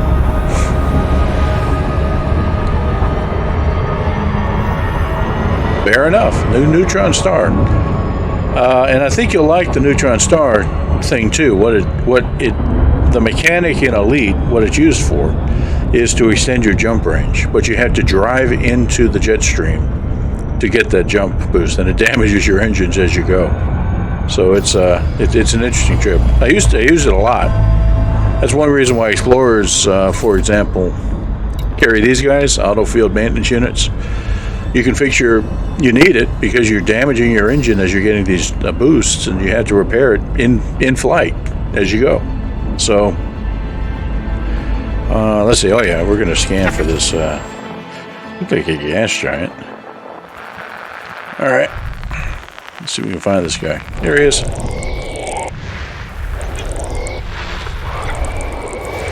System scan complete. Just a lonely gas giant out there in the middle of nowhere. Oh, hold on, that's like a wreckage, right? Yeah, and lonely wreckage out in the middle of nowhere. Okay. So we'll move on to our next. Frameshift drive charging. Okay, oh, all right.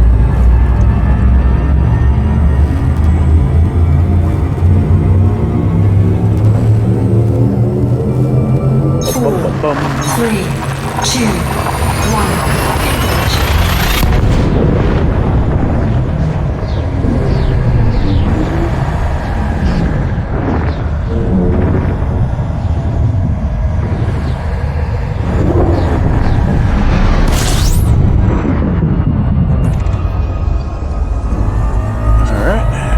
To the honk.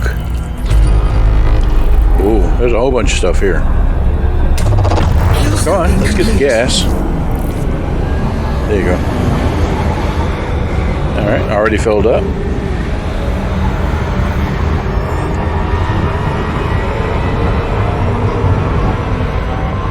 I'm really kind of disappointed about that carrier because I wanted to show off what they could do, but I don't know if it's just bugged or the guy's not paying his bills or what. What's the thing? When you're a player and you purchase a carrier, you have a weekly upkeep, and it's very, very expensive. How many people get into that? I think, what was it? 5 billion. 5 billion credits just to get the base carrier. And then, once by the time you've gotten all the stuff, it's just, not even pointing at a planet. Are you a planet? Yes. Gas giant. Oh wow! Look at that guy. He's almost fluorescent. I mean, it may just be a trick of the monitor, but I think I'm seeing like greens and blues and yeah. I want to check this guy out later. Is there a moon or something close? What's number 2? Okay. Okay, it's a rock with 3 geological hits. That might be a good one for ramp jumping. Rocky, geological. So it just had like 3. Oh, hold on, there's some more. Well, there's a rock. And another rock? Yeah. That's just a tiny little guy. Okay. So I think that's all the room. There's more. There's more. A distant moon. Okay. Biological. Hey, what do you know? Oh, it's got a ring around it, too. Look at that. So it's a moon with a ring around it, around the planet with a ring around it. Nice. All right. So let's see what else we got in here.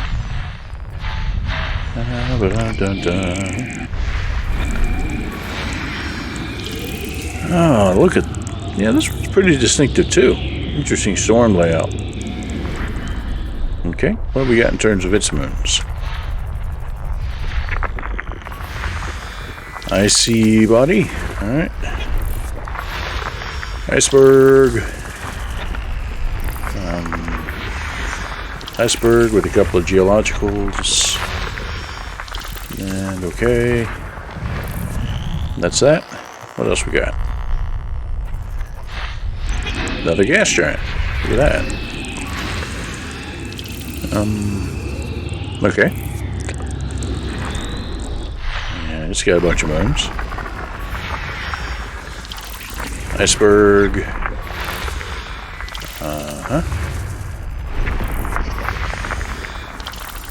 Logical.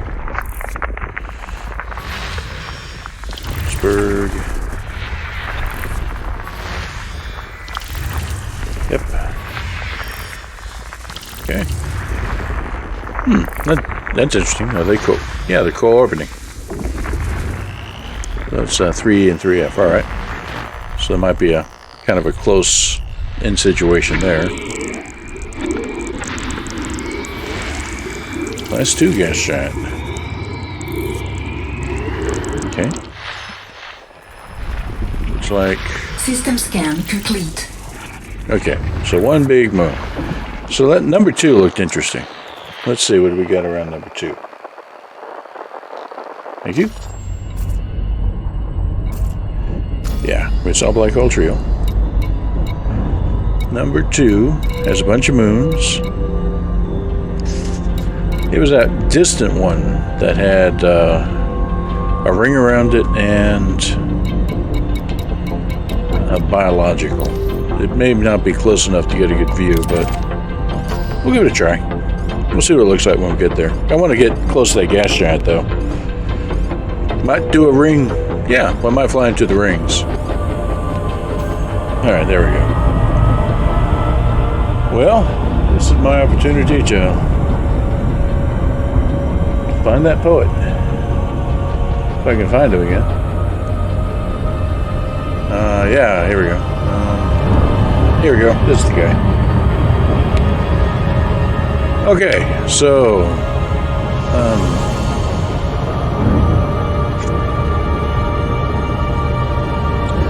Peter II. He was a 12th century poet in Serbia. Njegos is Njegoš, actually, I think. I got to pronounce that right. Njegoš. And this, as is often the case with these things, it doesn't translate perfectly, but it still stands well on its own. So this is called the Mountain Wreath. Montenegrins, do you see this wonder? 50 full years I've spun of my life's yarn. I've always spent my summers at Lovcian and have clambered up to this high summit. Hundreds of times I have gazed at the clouds, sailing in flocks from the sea down yonder, and covering this entire mountain range. I've watched them float and rush, now here, now there, with lightning bolts and mighty rumble, and with a roar of terrible thunder. Hundreds of times I have rested up here, warming myself in the sun peacefully. I've watched often the lightning beneath me, listened to the thunder rending the sky. As in the din of the frightening hail, the clouds below make everything barren. But this wonder I have yet to witness. Do you notice, upon your faith in God, how much there is of the sea and the coast, of proud Bosnia and Herzegovina, Albania way down there by the sea? How much is of our own Montenegro? The clouds cover all these lands evenly. The thunder's roar can be heard all around, all beneath. The lightning keeps flashing, but we alone are lying in the sun. It has become rather hot up here now, since the top of this mountain's always cool.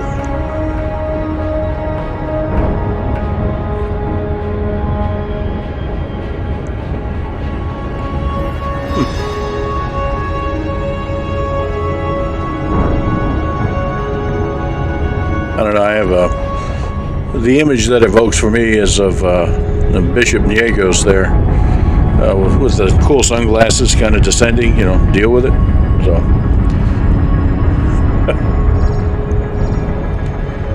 okay, see, we're here. Are we about to crash into some Ivy? Almost. Okay, all right. Let's see what we can do with the scanner here. Oh yeah, we're racing by. Let's see if we can do something about that.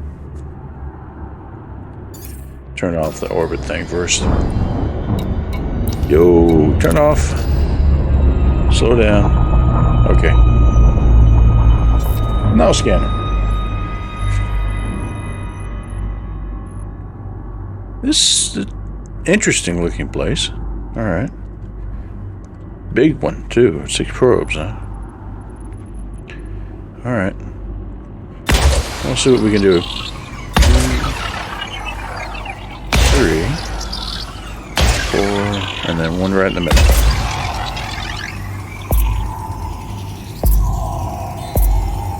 Surface scan by 50%. Oh man, it's gonna take 6 all the way around.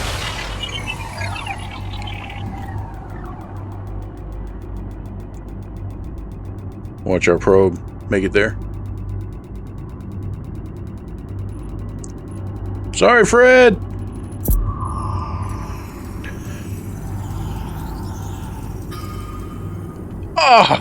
Oh, ouch, look at that. Oh, man. Okay. Let's see. Yeah, I hate that. That's Fred's revenge right there. 2% shy of...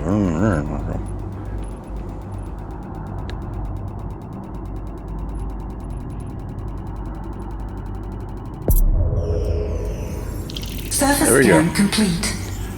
So, bacterial colonies, huh? Alright, well, we'll give it a shot.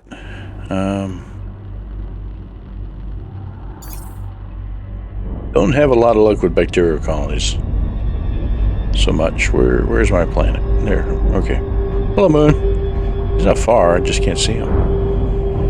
There we go. He's also rather large.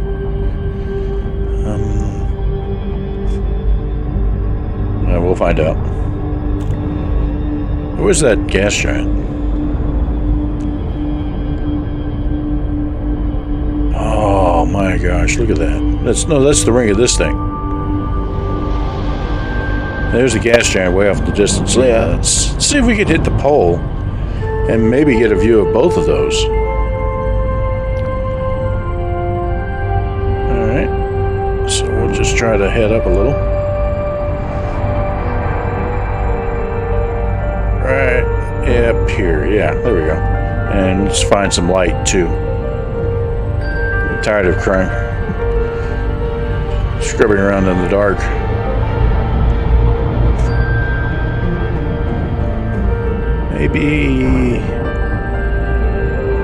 Maybe over here. Okay.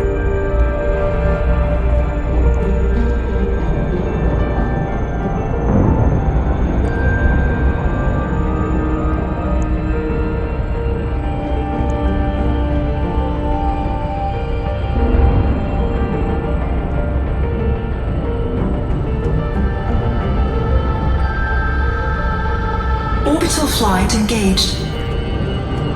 Yeah, that's about right. Looks like it might be like a third of a G down there, so... Oh, man, you can already see it's a rugged mess. Whew, okay, well... That's where they pay me the big bucks, not...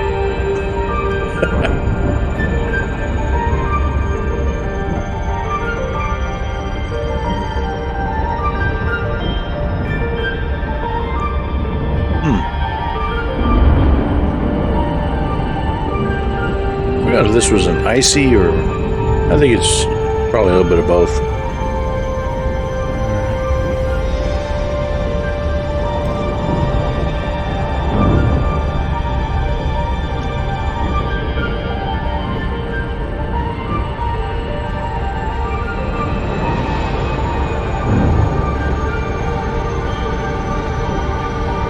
All right.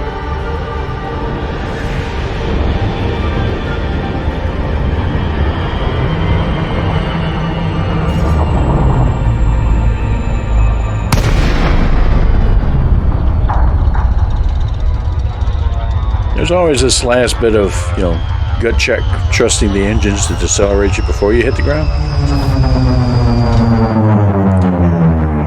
Oh, wow. Wow, nice.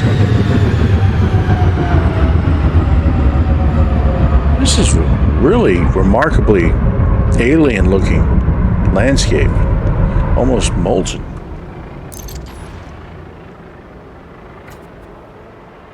And there is the ring, and there's our gas giant way off in the distance. Yeah, sweet.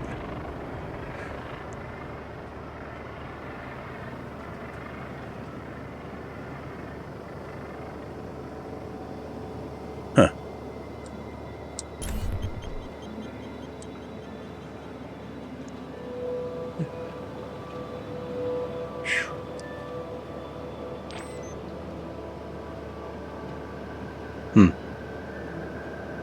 Yeah, I do want to get a closer look at the gas giant, and it looks like the gas giant's rings extend like many diameters distant from the gas giant itself. They're huge rings. But this, well, not sure what to make of this. Let's get down there and find out. I really love having the local ring kind of arcing up there in the sky. That's cool. I don't know if any of you folks played No Man's Sky at all, but the No Man's Sky planetary features were really remarkable. You know, they kind of looked something like this, the very exotic. They almost always had some sort of ring or something in the sky to give it perspective. The systems weren't realistic at all. They weren't meant to be. They're kind of pulp science fiction-y, based on 50s science fiction.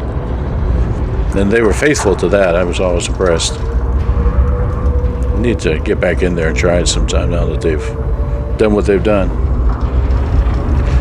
So 0.3 Gs, yeah.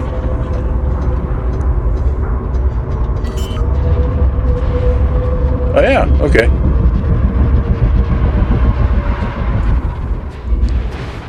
Landing gear deployed. So what do you think about it now? I know that they've done a lot of work since the early days when they were kind of, they had lots of problems in those early days.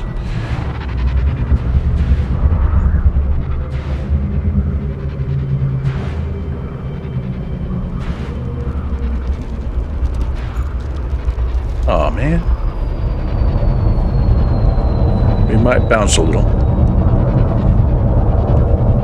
Oh, made it. There we go. We didn't have to fight for a parking spot. That's always nice.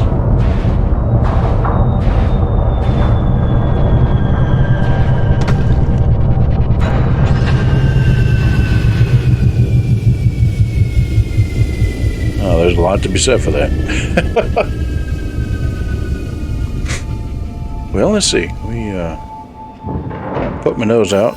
I think I want an SRB for this. Pull out number 2. Oh yeah.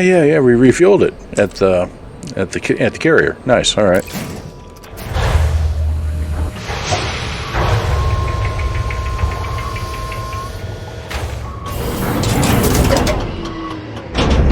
Low gravity warning. French.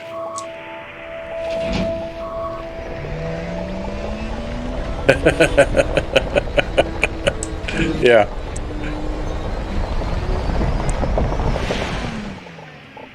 Undersea base, and yeah, you drive safe with making that trip. I know you do that with some regular. Oh, hold on, wait a minute. Is that it? Let me get out. Drive assist off. I know you make that trip with some regularity, but still.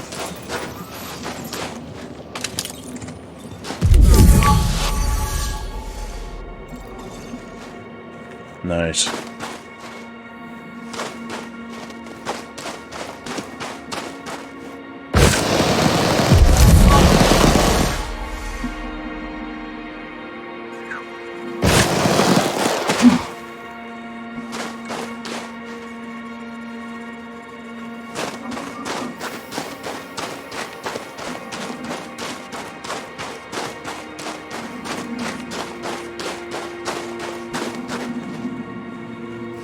Yeah, these bacterial colonies, as ever, are going to be hard to track down. Drive assist on. Yeah, I totally understand.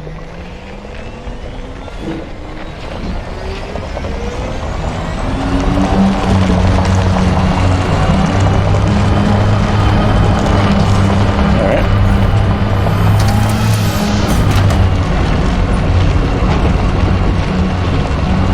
So we're looking for something, some slight discoloration in the ground or a pile of goo.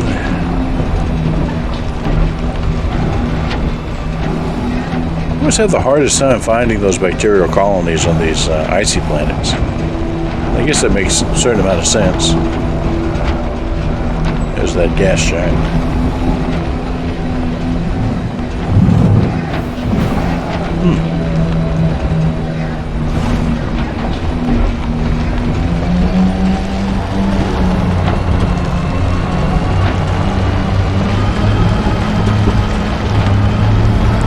Yeah, I'm slipping and sliding all over the place.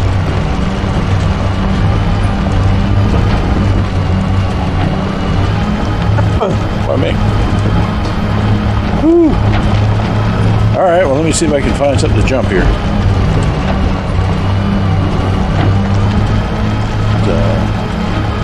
So kind of a ridge.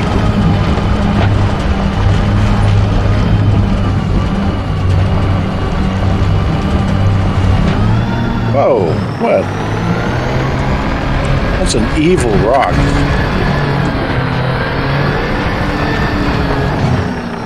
I'm caught by evil rocks. It's a trap.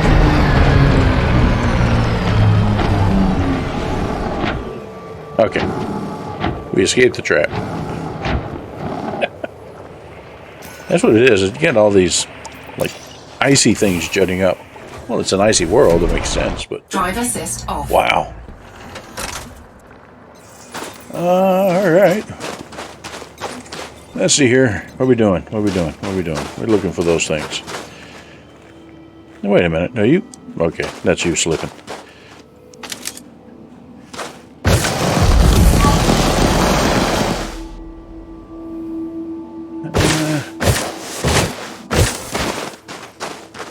I see something kind of interesting off in the distance there.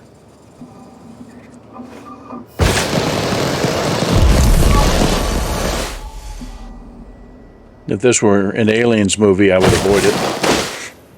You know, just because aliens, pyramids, and vaguely ancient-looking structures. What's that sort of movie? What could go wrong here?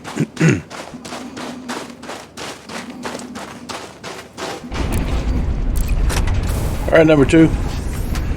And I just heard the Dream took off. Is leaving us behind here. Yeah. So we're on our own for a little while. But yeah, this thing. I want to see what it is. Just a bigger rock, it looks like, maybe. A rock with a shadow? Yeah, it's just a bigger rock. It had an interesting shape and profile. All right. I see something vaguely smoky ahead. I don't know whether it's worth chasing down these, you know, whether it might be an indication of the critters or, you know, just random pollution, who knows.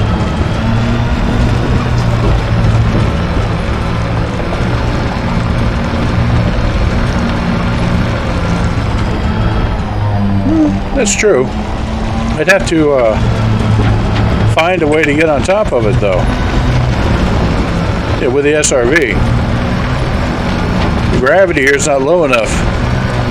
Oh, hold on. That might be a ramp. I think I hit that. I just stopped. Nope. Nope. Hey, it worked. Hey, okay, yeah.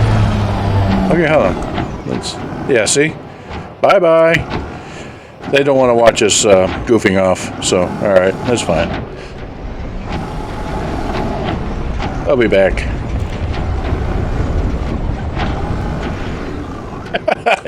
Hold on, I'm going to do it right.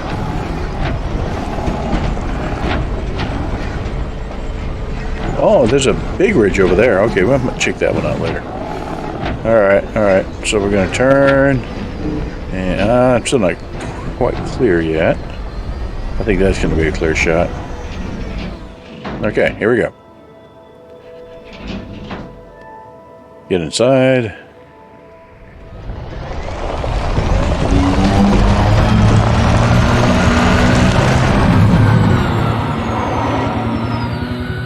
Oh boy. Ow. God. Hey. Sweet. Did you see that? Hey, yeah. We skidded. Side skidded to a stop. That was awesome.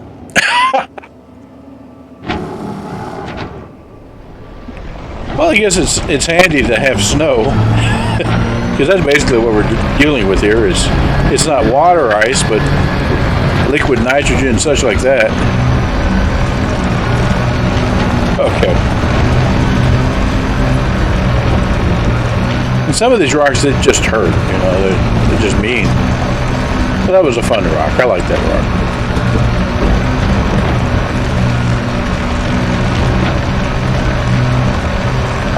As for the critters, as usual, I don't know. I don't see any of these mysterious bacterial colonies that are supposed to be here. I never have luck on ice worlds and bacterial colonies. I don't know what I'm doing wrong. Oh, hold on. Yeah, that's a nice little ramp over there. That's a ramp, but I mean, what? Oh, sorry. Not paying attention to what's in front of me. At this ridge. Let me check it out.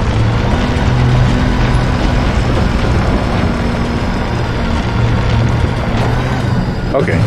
Guess we're not doing it. Come on. You can do it.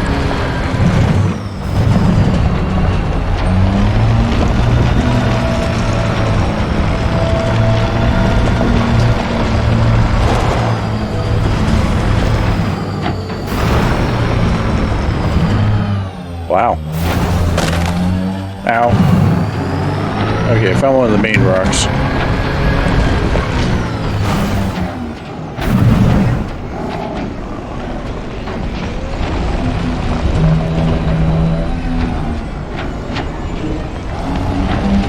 Whoa.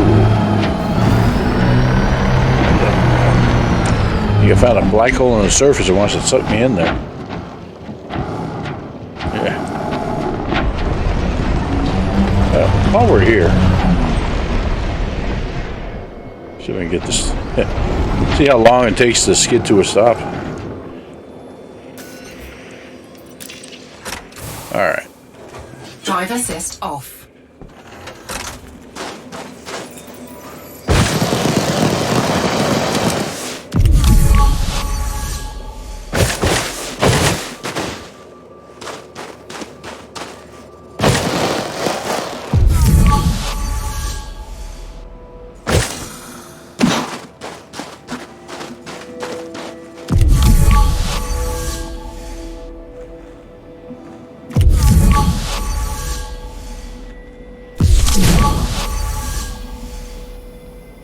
Yeah, I thought I heard something.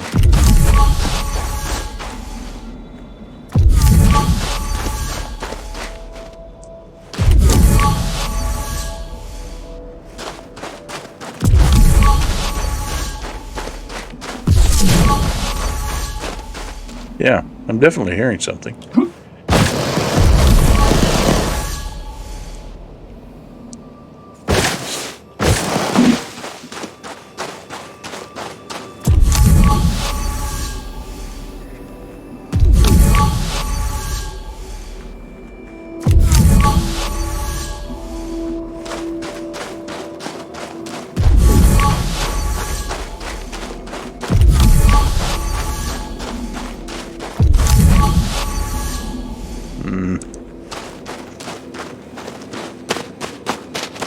Ah, those critters.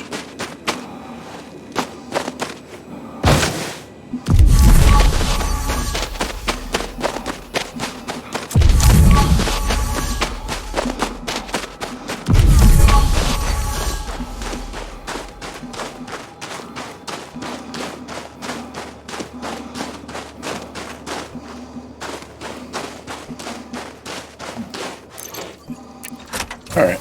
Let's see if we can find a place for the June to park, and Drive assist on. we'll move on.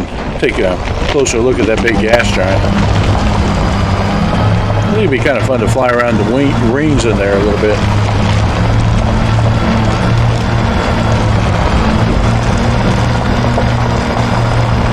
There we go. Handbrake is on.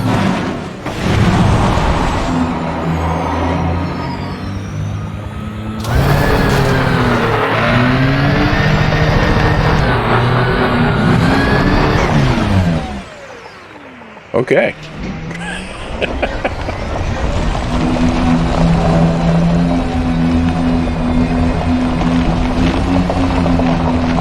Yeah, we're doing fine. We're only down to 82% hull. I mean, when number one crawled back home on that one adventure, we were down to what, 20%?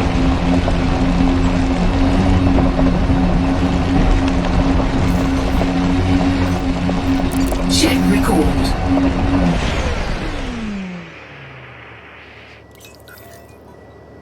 Well, while the ship's coming down, I'll take one. Blast. Drive assist Look off. around. Once a ship decides to land on me again.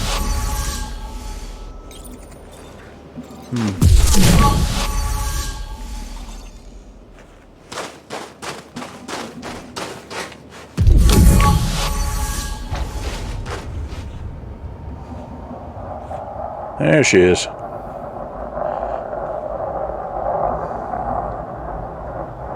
Remember, co-pilot, do not squish the SRV or the driver.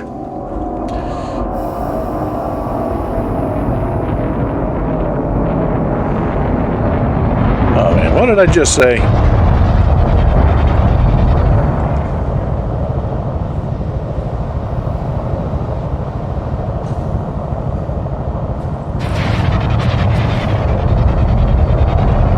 Oh really?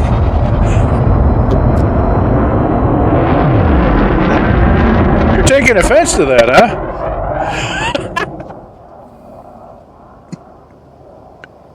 Fine.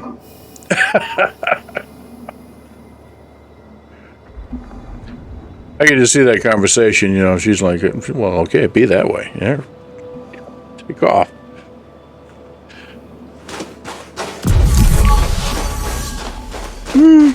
Oh, hold on.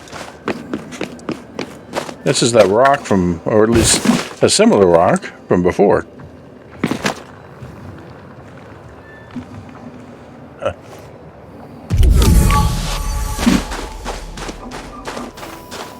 All right. Let's, oh, wait a minute. Where's overload mode? No. I don't want to destroy things here. Well, maybe I do, but got better weapons for that. Alright. That wasn't a good landing spot, so let's try to find another one. Drive assist on.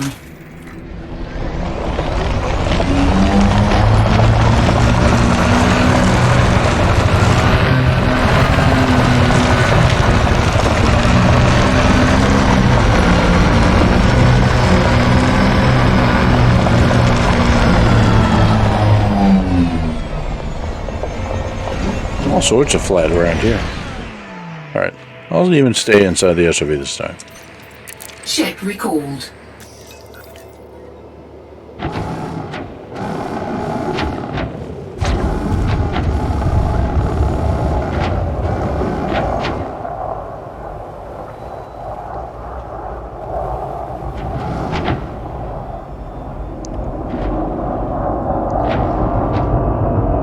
Any better?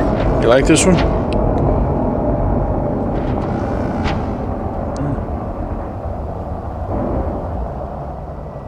Yeah, I have higher hopes for this.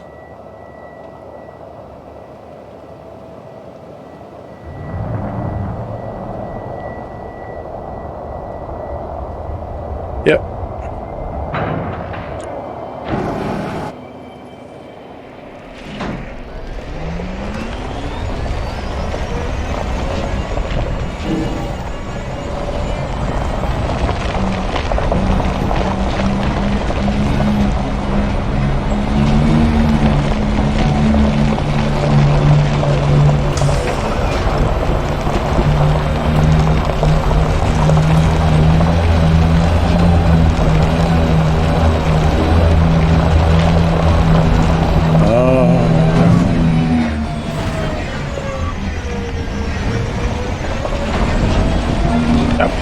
Stop.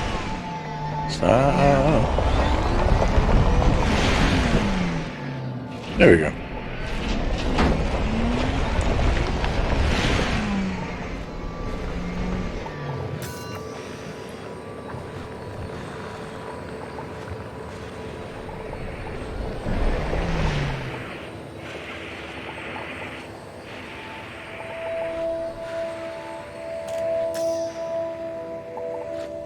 Okay.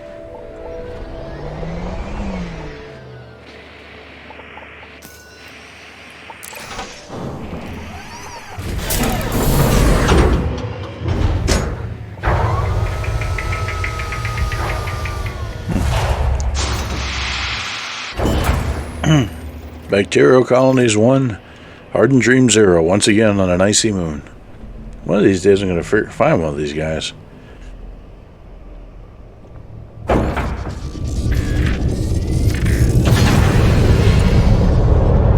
Landing gear retracted.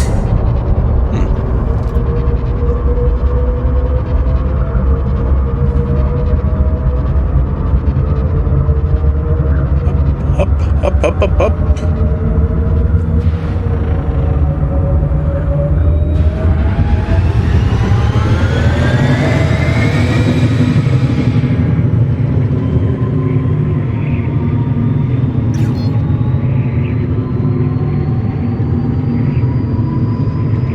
Frame shift drive charging. 4, 3, 2, 1. Engage. Alright, so we're heading for... I need to turn my filters on again.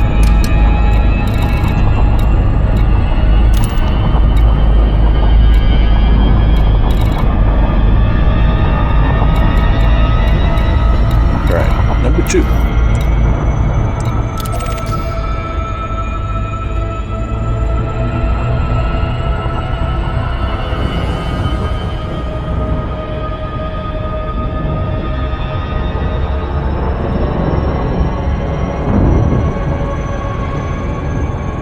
These might be, let's see. Yeah, these might be icy rings. I don't think I've shown you icy rings before. Those are awfully nice. See if we can get a good angle with the sun.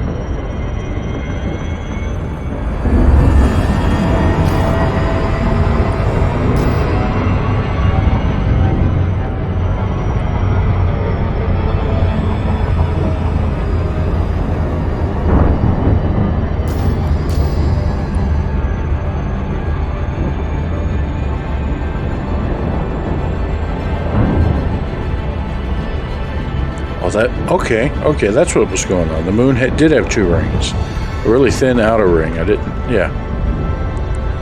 Cool. It's kind of an unusual configuration.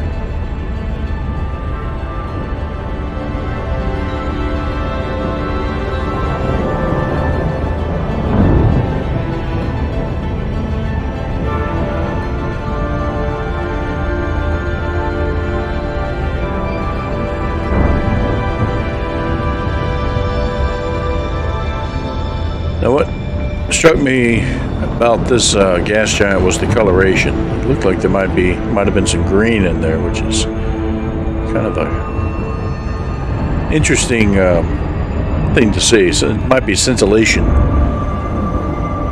rather than a true color, just an artifact of refraction.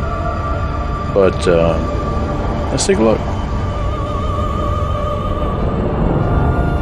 So it looks like this thing has multiple rings, and they go out a long way. The inner rings are particularly dense.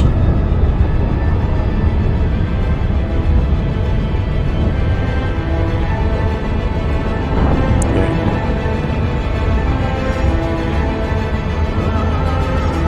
There is an awful lot of coloration in there. Kind of subdued though.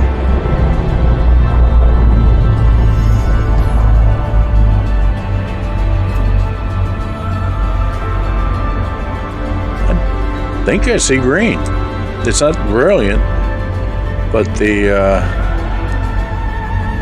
Yeah, the upper two bands look like they are green, and then you have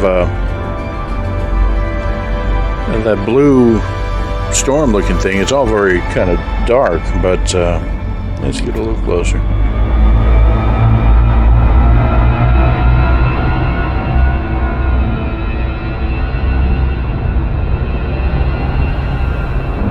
There's even some blue in those upper bands as well.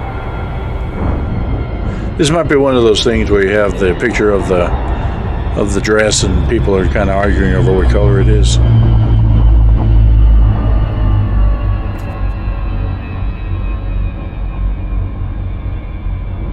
There's definitely a strong bit of blue there.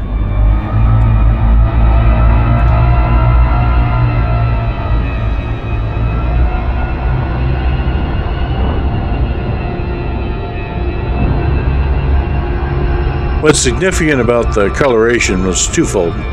One is a game engine thing, and another is kind of realism. The coloration of these storms is determined, one, by the composition of the clouds, two, by the color of the star that is generating the light that's being reflected and refracted off those clouds. And three, well, it goes back to composition of the clouds. In elite, there's a possibility of there being life. And so the life itself, depending on how widespread it is, can alter the coloration that you might otherwise see. Now, this one didn't have any life, according to the scanner, but it does have a very unusual coloration. And that gets back to the mechanics thing. Early on, and I believe it was a bug, there were some very rare gas giants that had a splash of brilliant green. Not like this, not this kind of subdued gray-green that we're looking at here. Those things were just very sought after and spectacular to behold. This is not bad though. This has got the colorization is pretty striking. So let's get to where I can take some pictures here. And I do think I'm going to hit that ring here in a minute.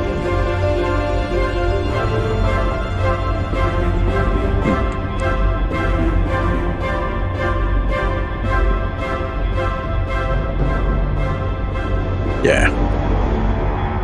All right, well, let's go check out one of these rings. First off, let's see if it has rings, yeah.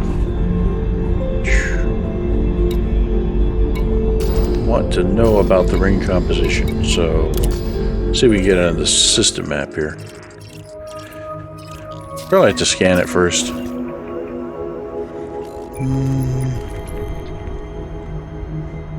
That's right, pristine reserves, blah blah blah.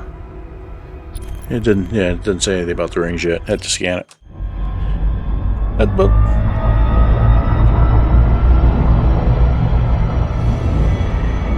it's actually easy to achieve. We're right here. So all we have to do is that. And that will scan the entire ring system. Which is crazy, but it works out that way. Surface scan complete. Oh, we found something right off the bat. Interesting. This is used for mining, primarily, because those hot spots are locations where painite... Oh my gosh! Painite's very valuable. Yeah, we found painite right off the... Yeah, nobody comes here, so I guess it should be too surprising. Well, a painite hotspot is not too exciting to look at, but I'll show you what it looks like. Anyway, for a miner, it's like, because painite sells for $500,000 up to $1 million per ton, and in a ship like this, you can squeeze 400 or 500 units of it in the cargo hold. So that's 200 million in a haul. And that's a significant amount, considering that this big ship, with all of its upgrades, is like $1.5 billion credits. So, yeah. painite. Big deal. All right. Let's go to the middle of the hotspot.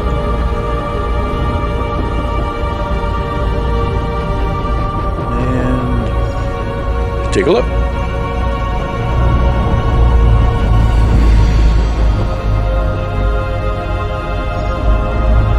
Closer, closer, rocks.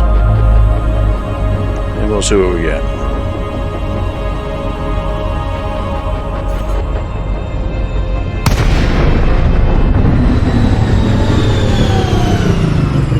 As I said, there's not much to look at. I was hoping to find an icy ring system because those are genuinely beautiful. But this is interesting. Let me see if we can get out in the fighter and find one of these painite rocks because they look a little different.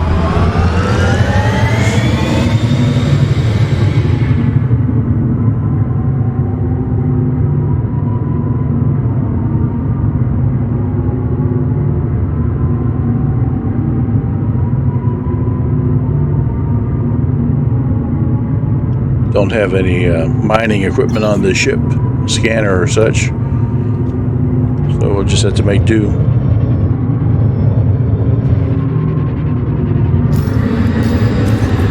Alright. Let me get the got a big tough one. I'll fly it. Deploy sequence initialized. Get ready, Commander.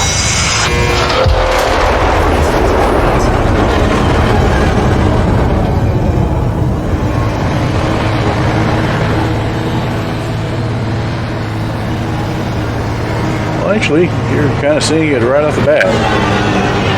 The painite rocks have this darker ebony sheen to them. Kind of, and you see them kind of interspersed with some red. Let me see if I can get close enough here. Looks like there might be a miner or something in here. We might have a rematch with Fred here before long. Scan detected. Yep, there's Fred. Novice, in an eagle, lawless. What does he say?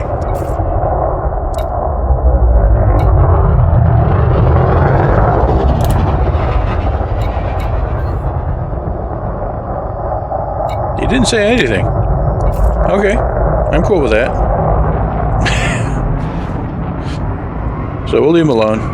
He wasn't after us. Okay, anyway, oh yeah, there are. Yeah. Let's see if I can get a little bit closer without destroying Mama over there.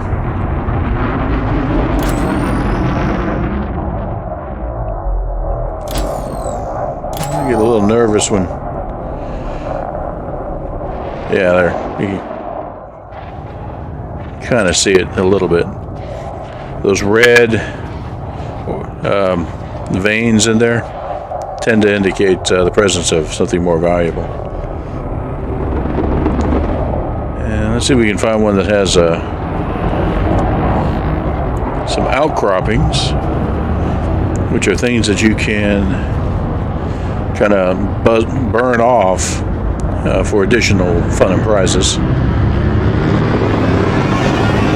And then there are asteroids that you can blow up to get at what's inside. It's deep core mining.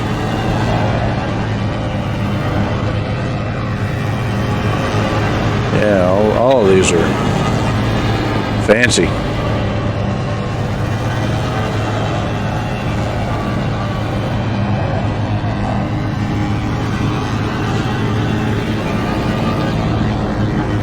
Oh, hold on. That one looks a little different.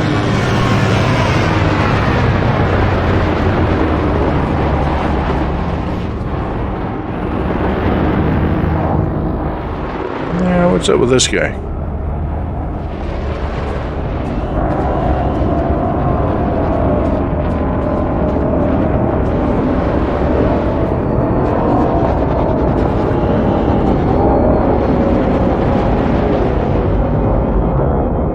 That big shadow that just fell is the... Yeah. Thanks. okay, I see. Whoa! Whoa!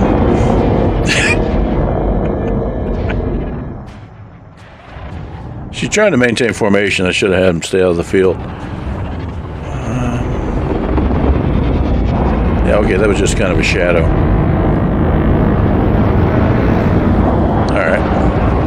Occasionally you'll see rocks that have obvious crystal formations on them, what look like crystalline formations, and those are what you can use an ablative laser for. You're essentially shaving them off and collecting them.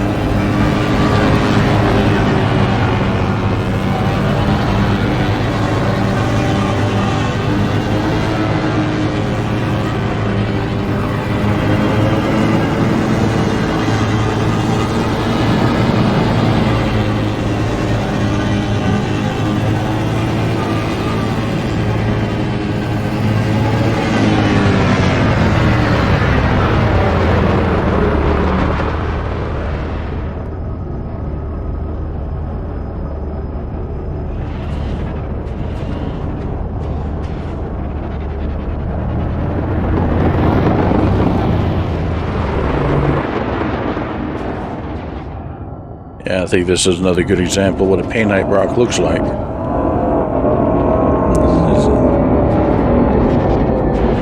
It looks very vaguely crystalline. It's got the, that red rust look to it, an obsidian.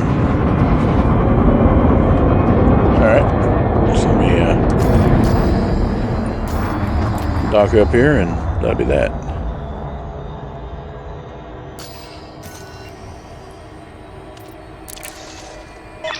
Ready to accept fighter. Sequence initiated.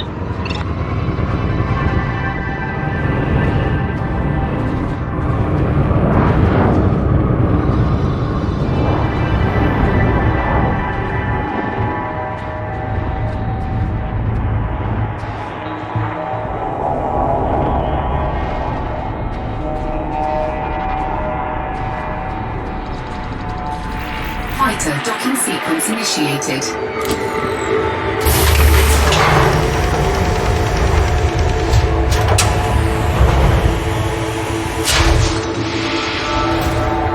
All right. Fighter is in the bay. Let's go, Commander.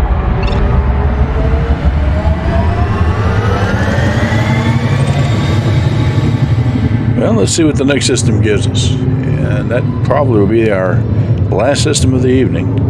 We gotta find a way to jump to it, though.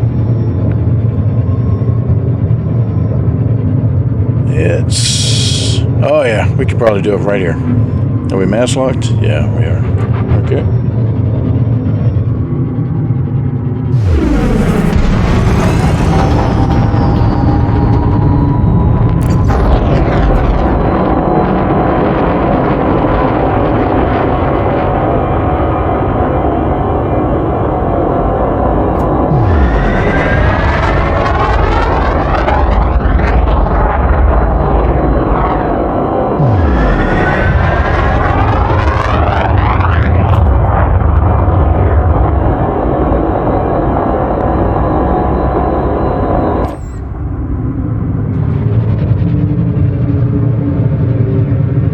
Frameshift drive charging.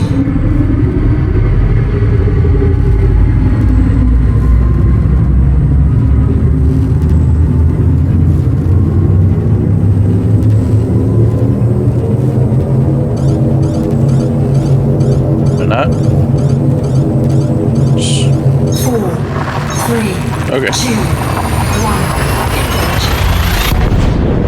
1. Picky picky, like 1 degree off.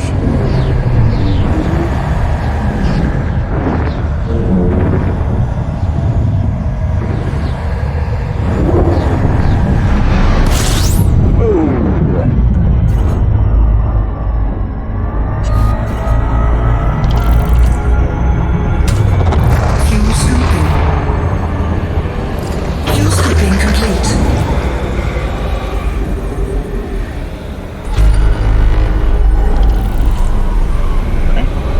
So let's see what we have in this system.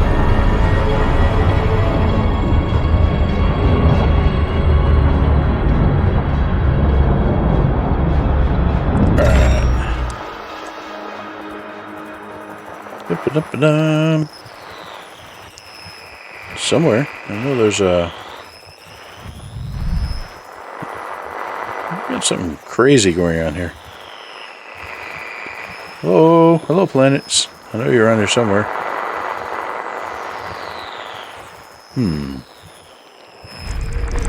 There he is. Oh, okay. There's a second. Yeah, there's a distant star.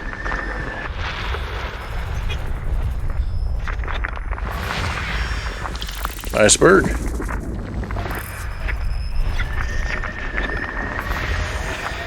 Alright, iceberg. A bunch of stuff right around it. Iceberg. Bigger iceberg.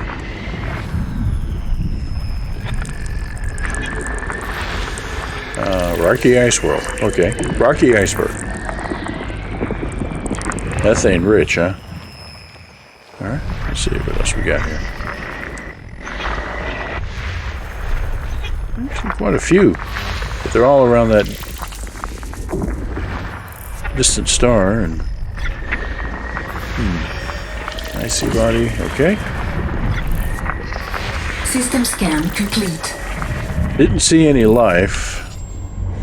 We've got 2 stars, fairly small.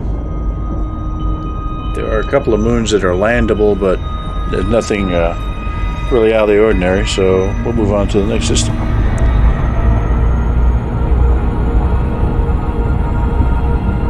Frameshift drive charging. Ooh, Class K. Which reminds me, I need to check and see what you all said about your answers to tonight's quizzes. 4, 3, 2. Do that here in just a moment.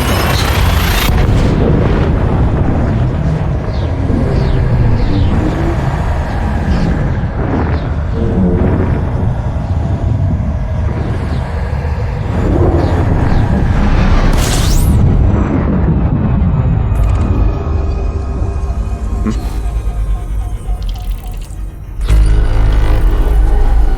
32. Okay, quite a lot going on in this system. Scoping complete. It's just, yeah, there is quite a lot going on in this system. Alright. Well, just a moment. Let's find out. Yeah. Give me a sec.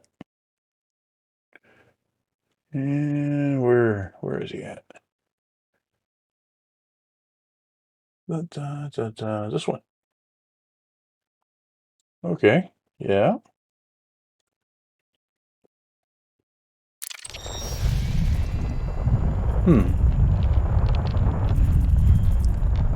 Well.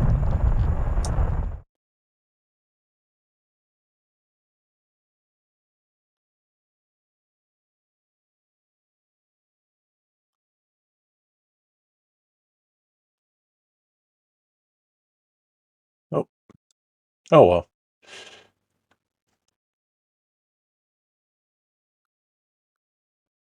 I'm disappointed. Didn't get any responses to the quiz. Oh well.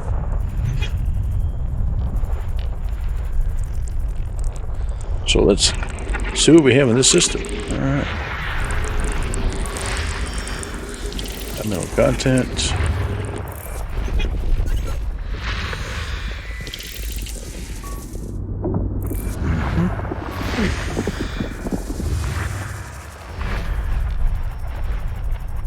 Alright, so what's this guy?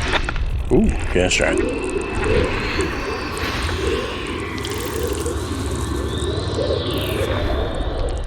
Yeah, oh gosh, look at all that. Tons of moons.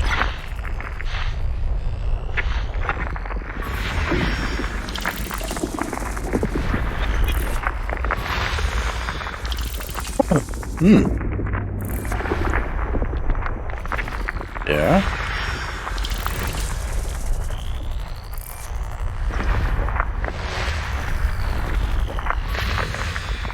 Okay, iceberg.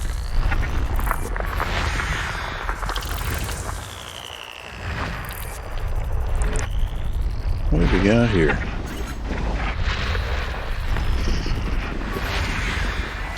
Mineral content with 3 geologicals. Interesting. Landable too. Kind of really close together, so.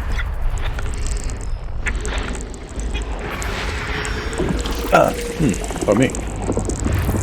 Alrighty. And we have high metal content. Oh, I didn't clear the star. Oh well, do that here in a moment. Icy body. There's a bunch of stuff on the other side of the star that we can't scan because it's right in the way. Alright, we had to clear the star a bit.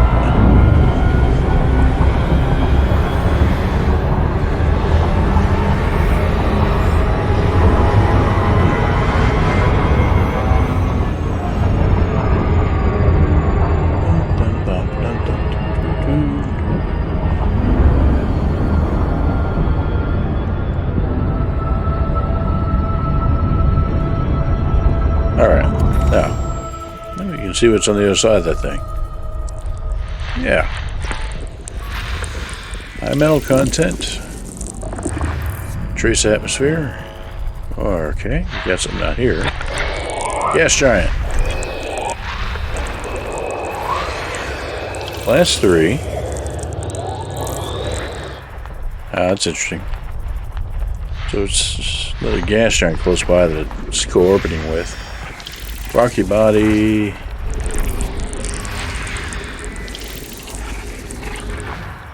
Let's look at A alpha here again. 0.8 days, tidally locked. So it's pretty close to that gas giant.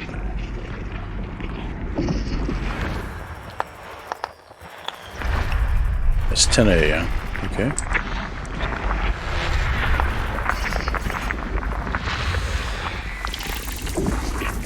Okay. A couple of geological features.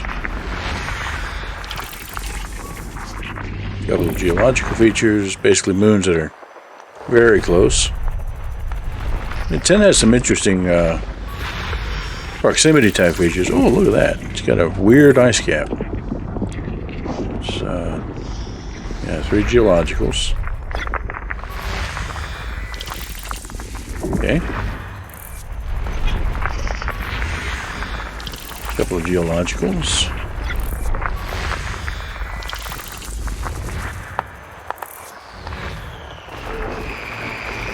And then you had 11. What was 11? Nice body. Okay, I see what's going on.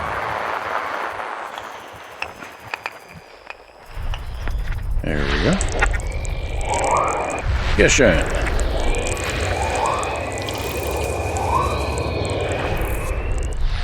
Bunch of moons.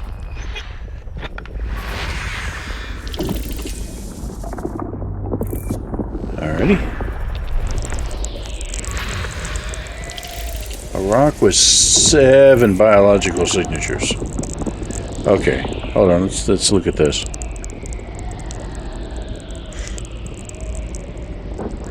.2 Gs, 182 Kelvin, so it's not totally frozen. Just a trace atmosphere of carbon dioxide, so it's all dry ice. No volcanism. Right. Sulfur dioxide, yeah, fun. 19 days, tidally locked. Okay, well, let's check that guy out. That's 8 Delta. 8 Delta.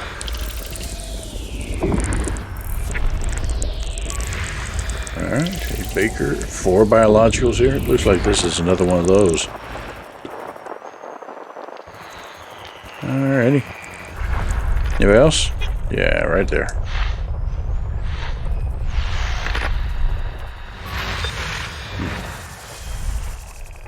Okay. So we got a couple of planets left here someplace. Where are they heading?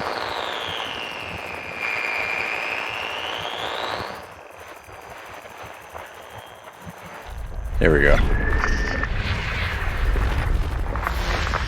Icy. Or that was a moon of this guy. System scan complete. Okay. So what was that? 8 delta? 8, 8, 8. Where's 8? Here's 8. Is that 8 or 6? Can't tell. Here's 8. 8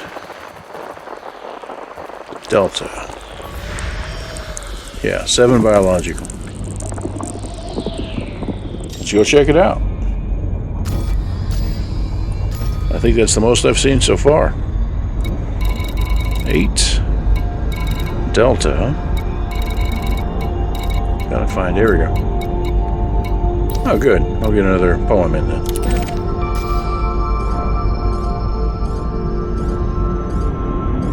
Yeah, it's got, crazy terrain features according to this. Alright, so let me pull on another one of these. Here we go. That was the mountain wreath.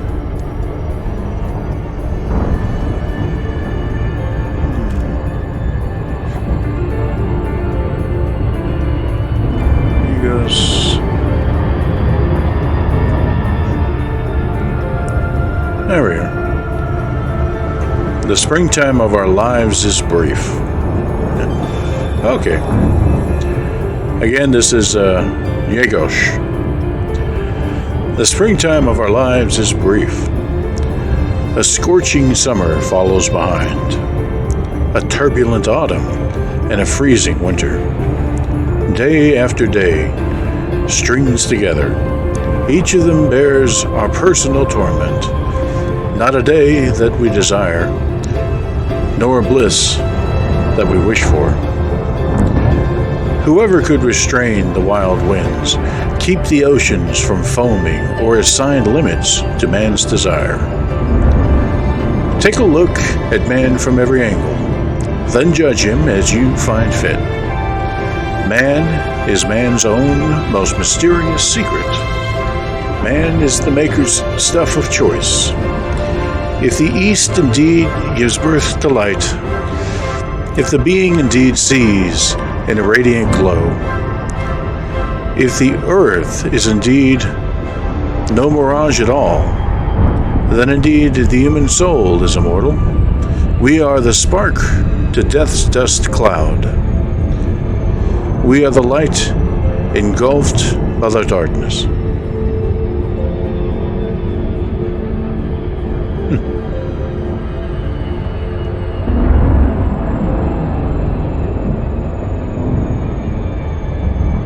Oh, almost there.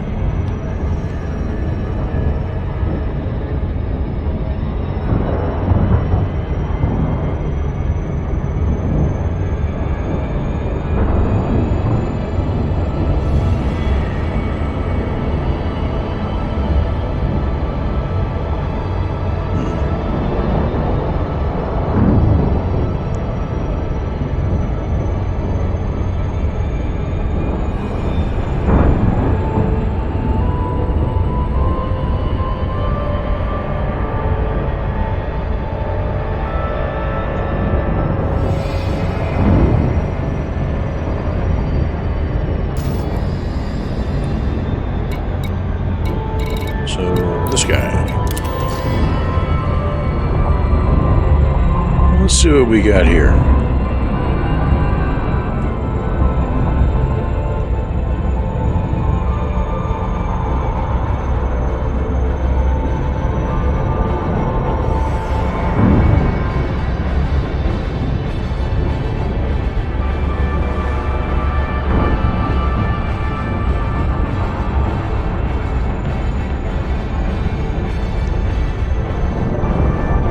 So, distinct ice caps, very kind of turbulent terrain.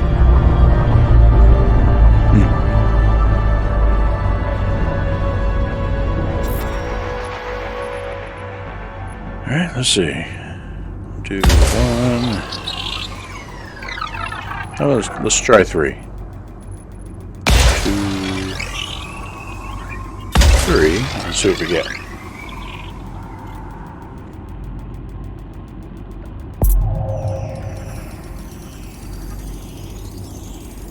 Surface scan by 50%.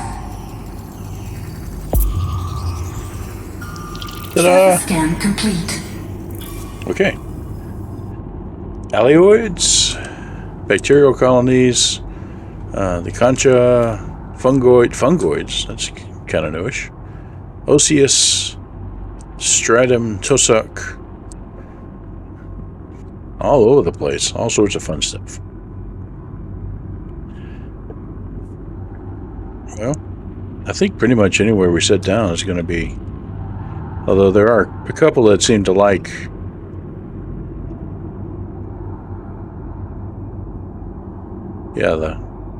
okay, we'll do that.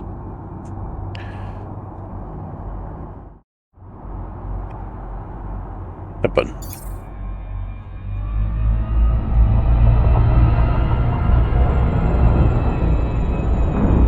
Let's see here.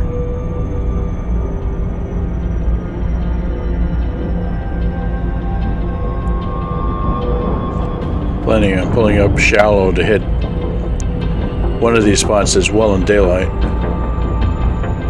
The better to see it.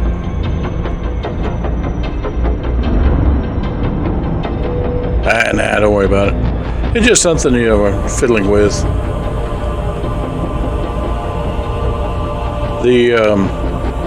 Used that same extension to determine that we were going to go to a black hole this week. Had a vote last time, and also the type of poet. That was our obscure 12th century Serbian bishop that we just read a couple of poems from. Well, I have to say, when obscure is relative, of course. He might be obscure here, to English speakers, but he's quite famous in Serbia. That whole Slavic area.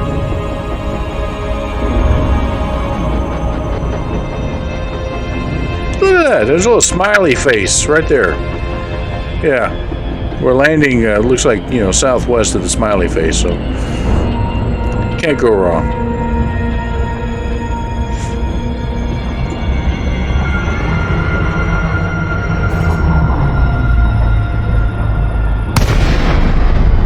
All right, so let's see what we get.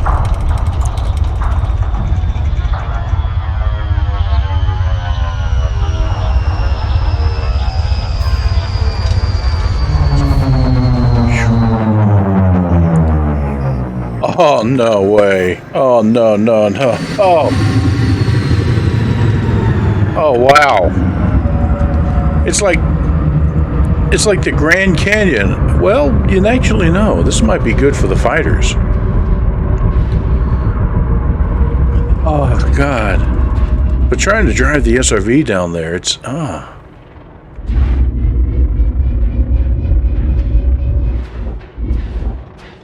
Okay.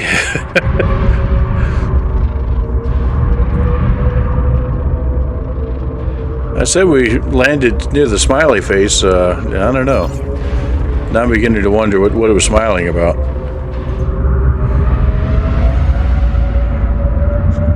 Yeah, let's see if we can find a spot to put down on top of these. This is such a convoluted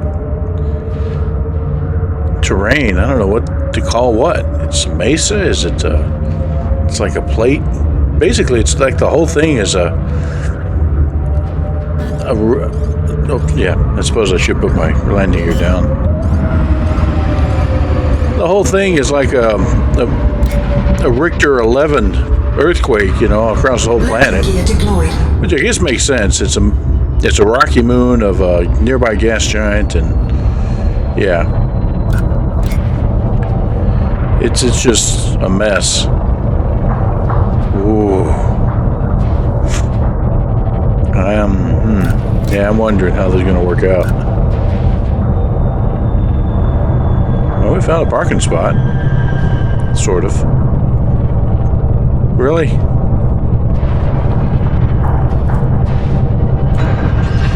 There we go. Just took a little manual intervention. So before we get out in the SRV, let's just step out there and look and kind of gauge how bad this is going to be. Oh my god.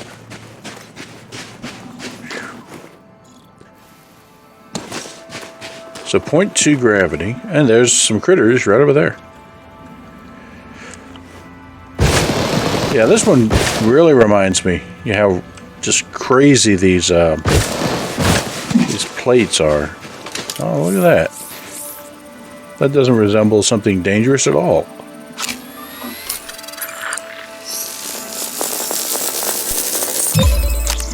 So what we got here? Conca Renudus White Organic. Okay.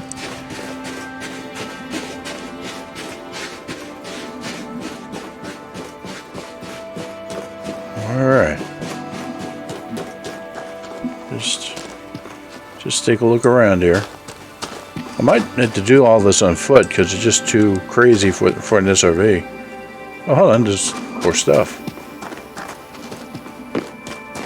Yeah, this is definitely going to be an interesting crawl.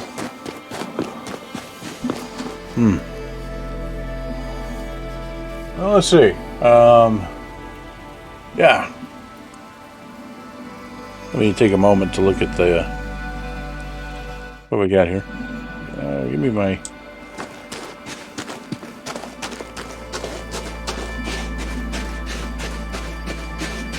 So, yeah, the answer to the quizzes. So, the moons thing, 181. There are 181 known moons in the solar system, if you would believe that.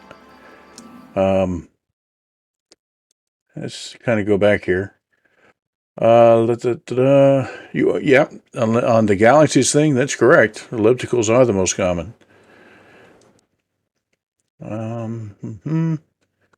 Percent of the universe is dark matter. 27% is the current estimate. So that was just a bit shy. What you got here? Orange. Actually, it's Class M's, red dwarfs, are the most common. And it's Apollo 17 was the last mass mission, 1972. So, yep.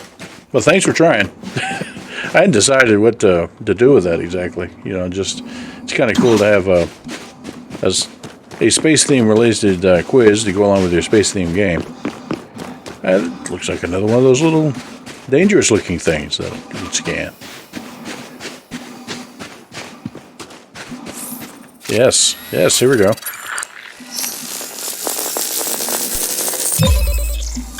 That's not frightening at all. No, sir. Conca Renubis. So that is 2 of 3. We're going to have to find a third. These are interesting. We can't scan them until we finish the conchs, but I don't know. It's like giant space cacti. They'll probably turn out to be the fungus. Or they're like ant colonies, and yeah, I picked a really bad place to park.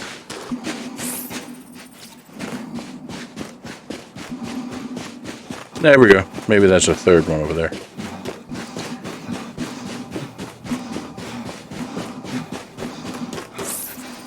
Yep.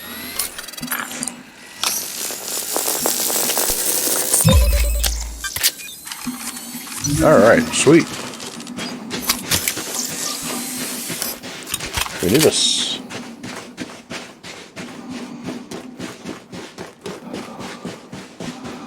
So let's see if we can find some more of these and figure out what this is. This is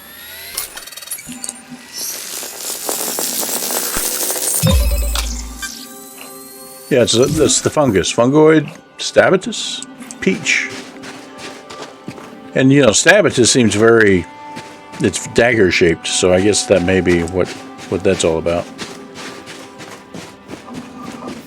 There's another field, my gosh, it's all over the place.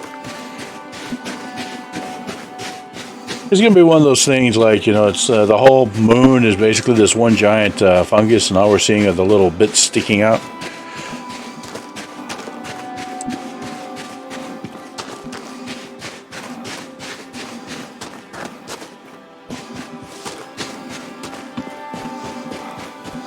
Yeah.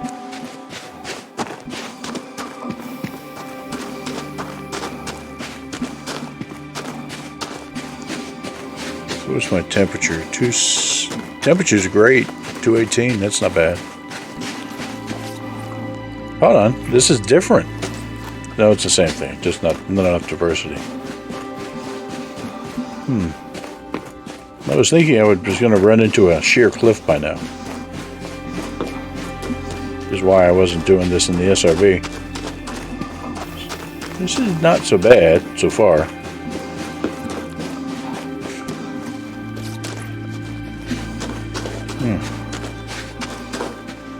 Just a rock.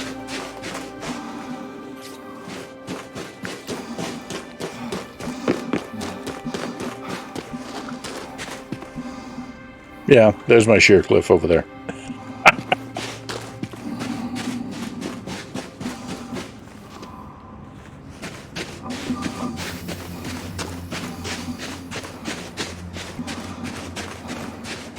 So let's go get that one. Maybe that other group over there is the third one. Yeah, it's almost a forest. If you've seen pictures of kelp, this is, imagine if we're just underwater here. It's kind of what it looks like, kelp. Just this long line snaking up towards the surface. So much longer even than these guys.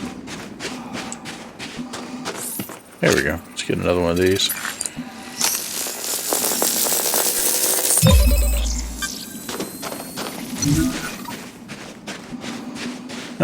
All right, there was another group over here, I think. We'll go check them out. And once again, I've been keeping my eye out for bacterial colony, and damned if I can see anything. Just odd colored rocks.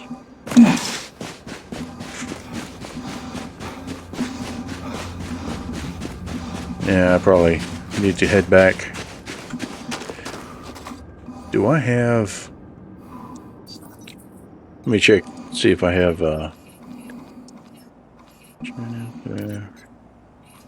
Codex, power, color. Backpack, here we go. I knew I had some. Alright. Use it. Suit fully charged. Okay, cool. Nice to know that somebody's keeping the backpack full, even if it's not me.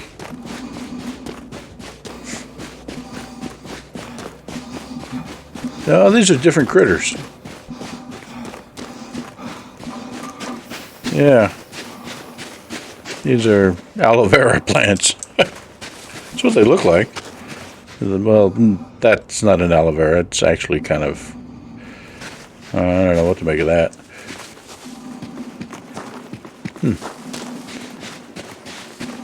We'll come back to it.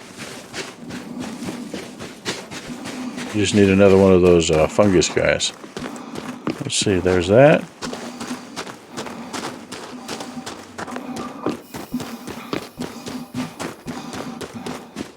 Definitely could have brought the SRV on this part.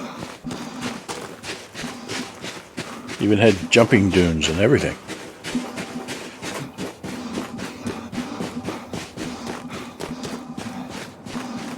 Alright, this is one of those critters. Whoa! Ah, there we go. I see another cluster over yonder. And I think it's a third of the aloe vera plants over there. A hill and low gravity. It's an opportunity for me to break a leg. There you go. Don't want to do that, actually. Wait, is that? No, it's just a rock.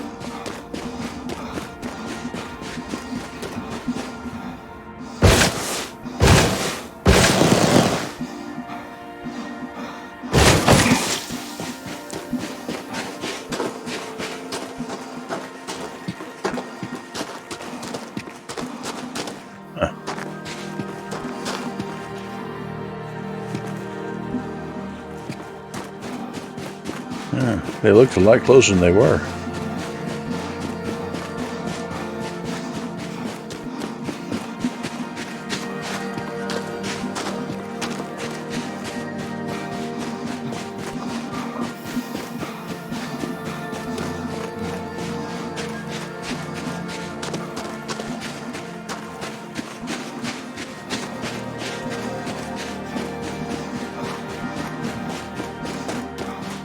There we go. Last sample from one of these guys.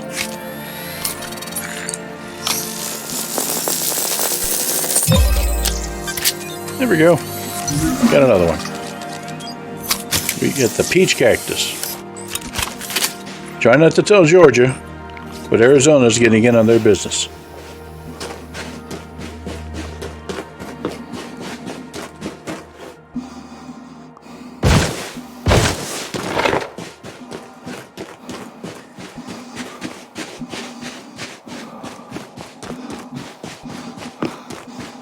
All right. There was something or other over here. Yeah, they're there.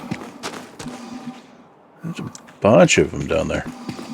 Just maybe not scattered out enough, though. Oh. Ow. Wait, stop. Okay. Lake still here? Okay, good. The evil-looking aloe veras. Tussock capitus green. I don't know. I wouldn't call those aloe vera aloe violet, maybe. They do kind of look like they want to stab you.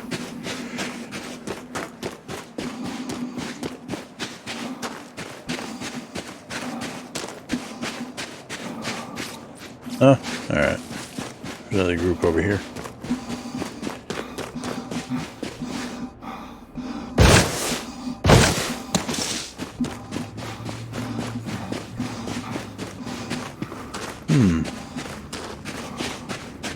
No. Those guys.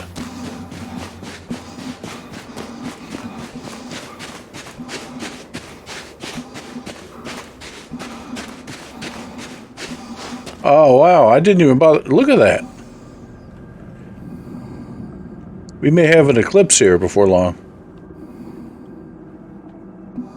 Oh, that's cool.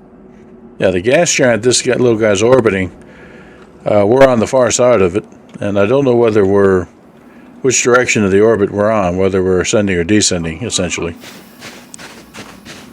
But that, yeah. It's just, that's pretty cool.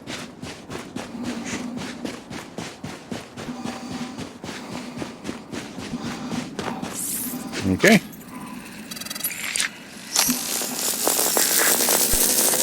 Take our second aloe violet. Okay. And let's head back towards the ship.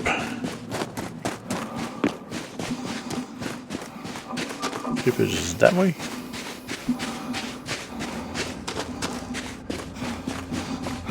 As I recall, we had another field of these guys over here. Yeah. Said we get back to them. We'll save these other life forms for next week.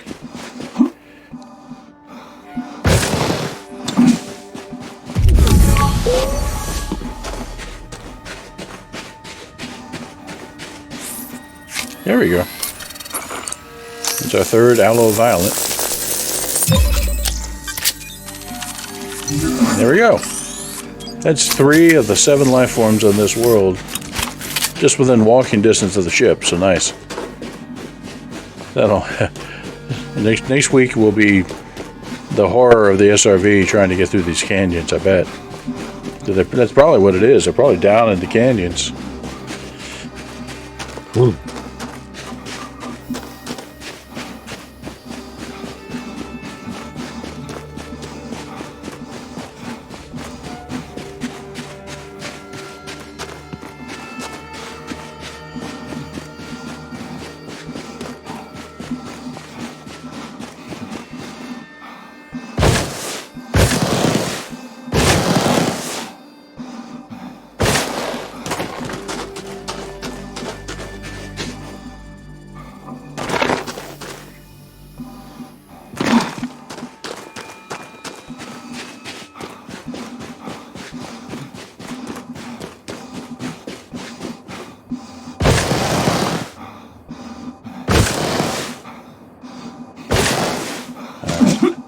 Oops, sorry.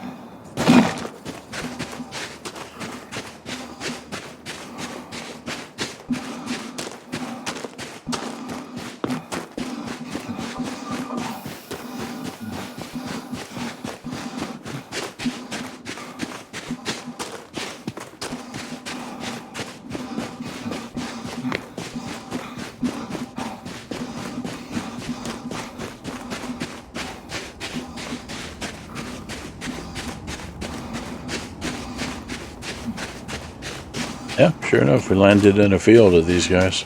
Didn't even realize it.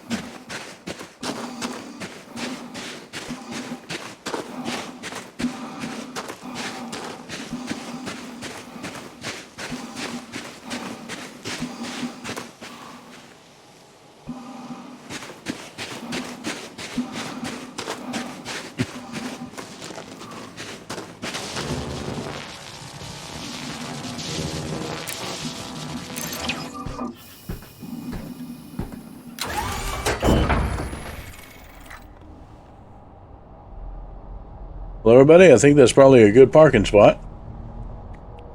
Thank you for hanging in there, and you got to see black holes up close and dangerous. Got to see a fleet carrier and a moon with 7 distinct life forms, which is going to be interesting to finish mapping up. But we'll take that on next week. And again, don't forget, this is all for St. Jude's Children's Hospital. Please take the time to donate if you like what we're doing, or if you can. Or even if you don't like what we're doing, if you can. So, yeah, we're not particular. Alrighty, well, thanks everybody. You folks have a good evening and take care. We'll see you next time.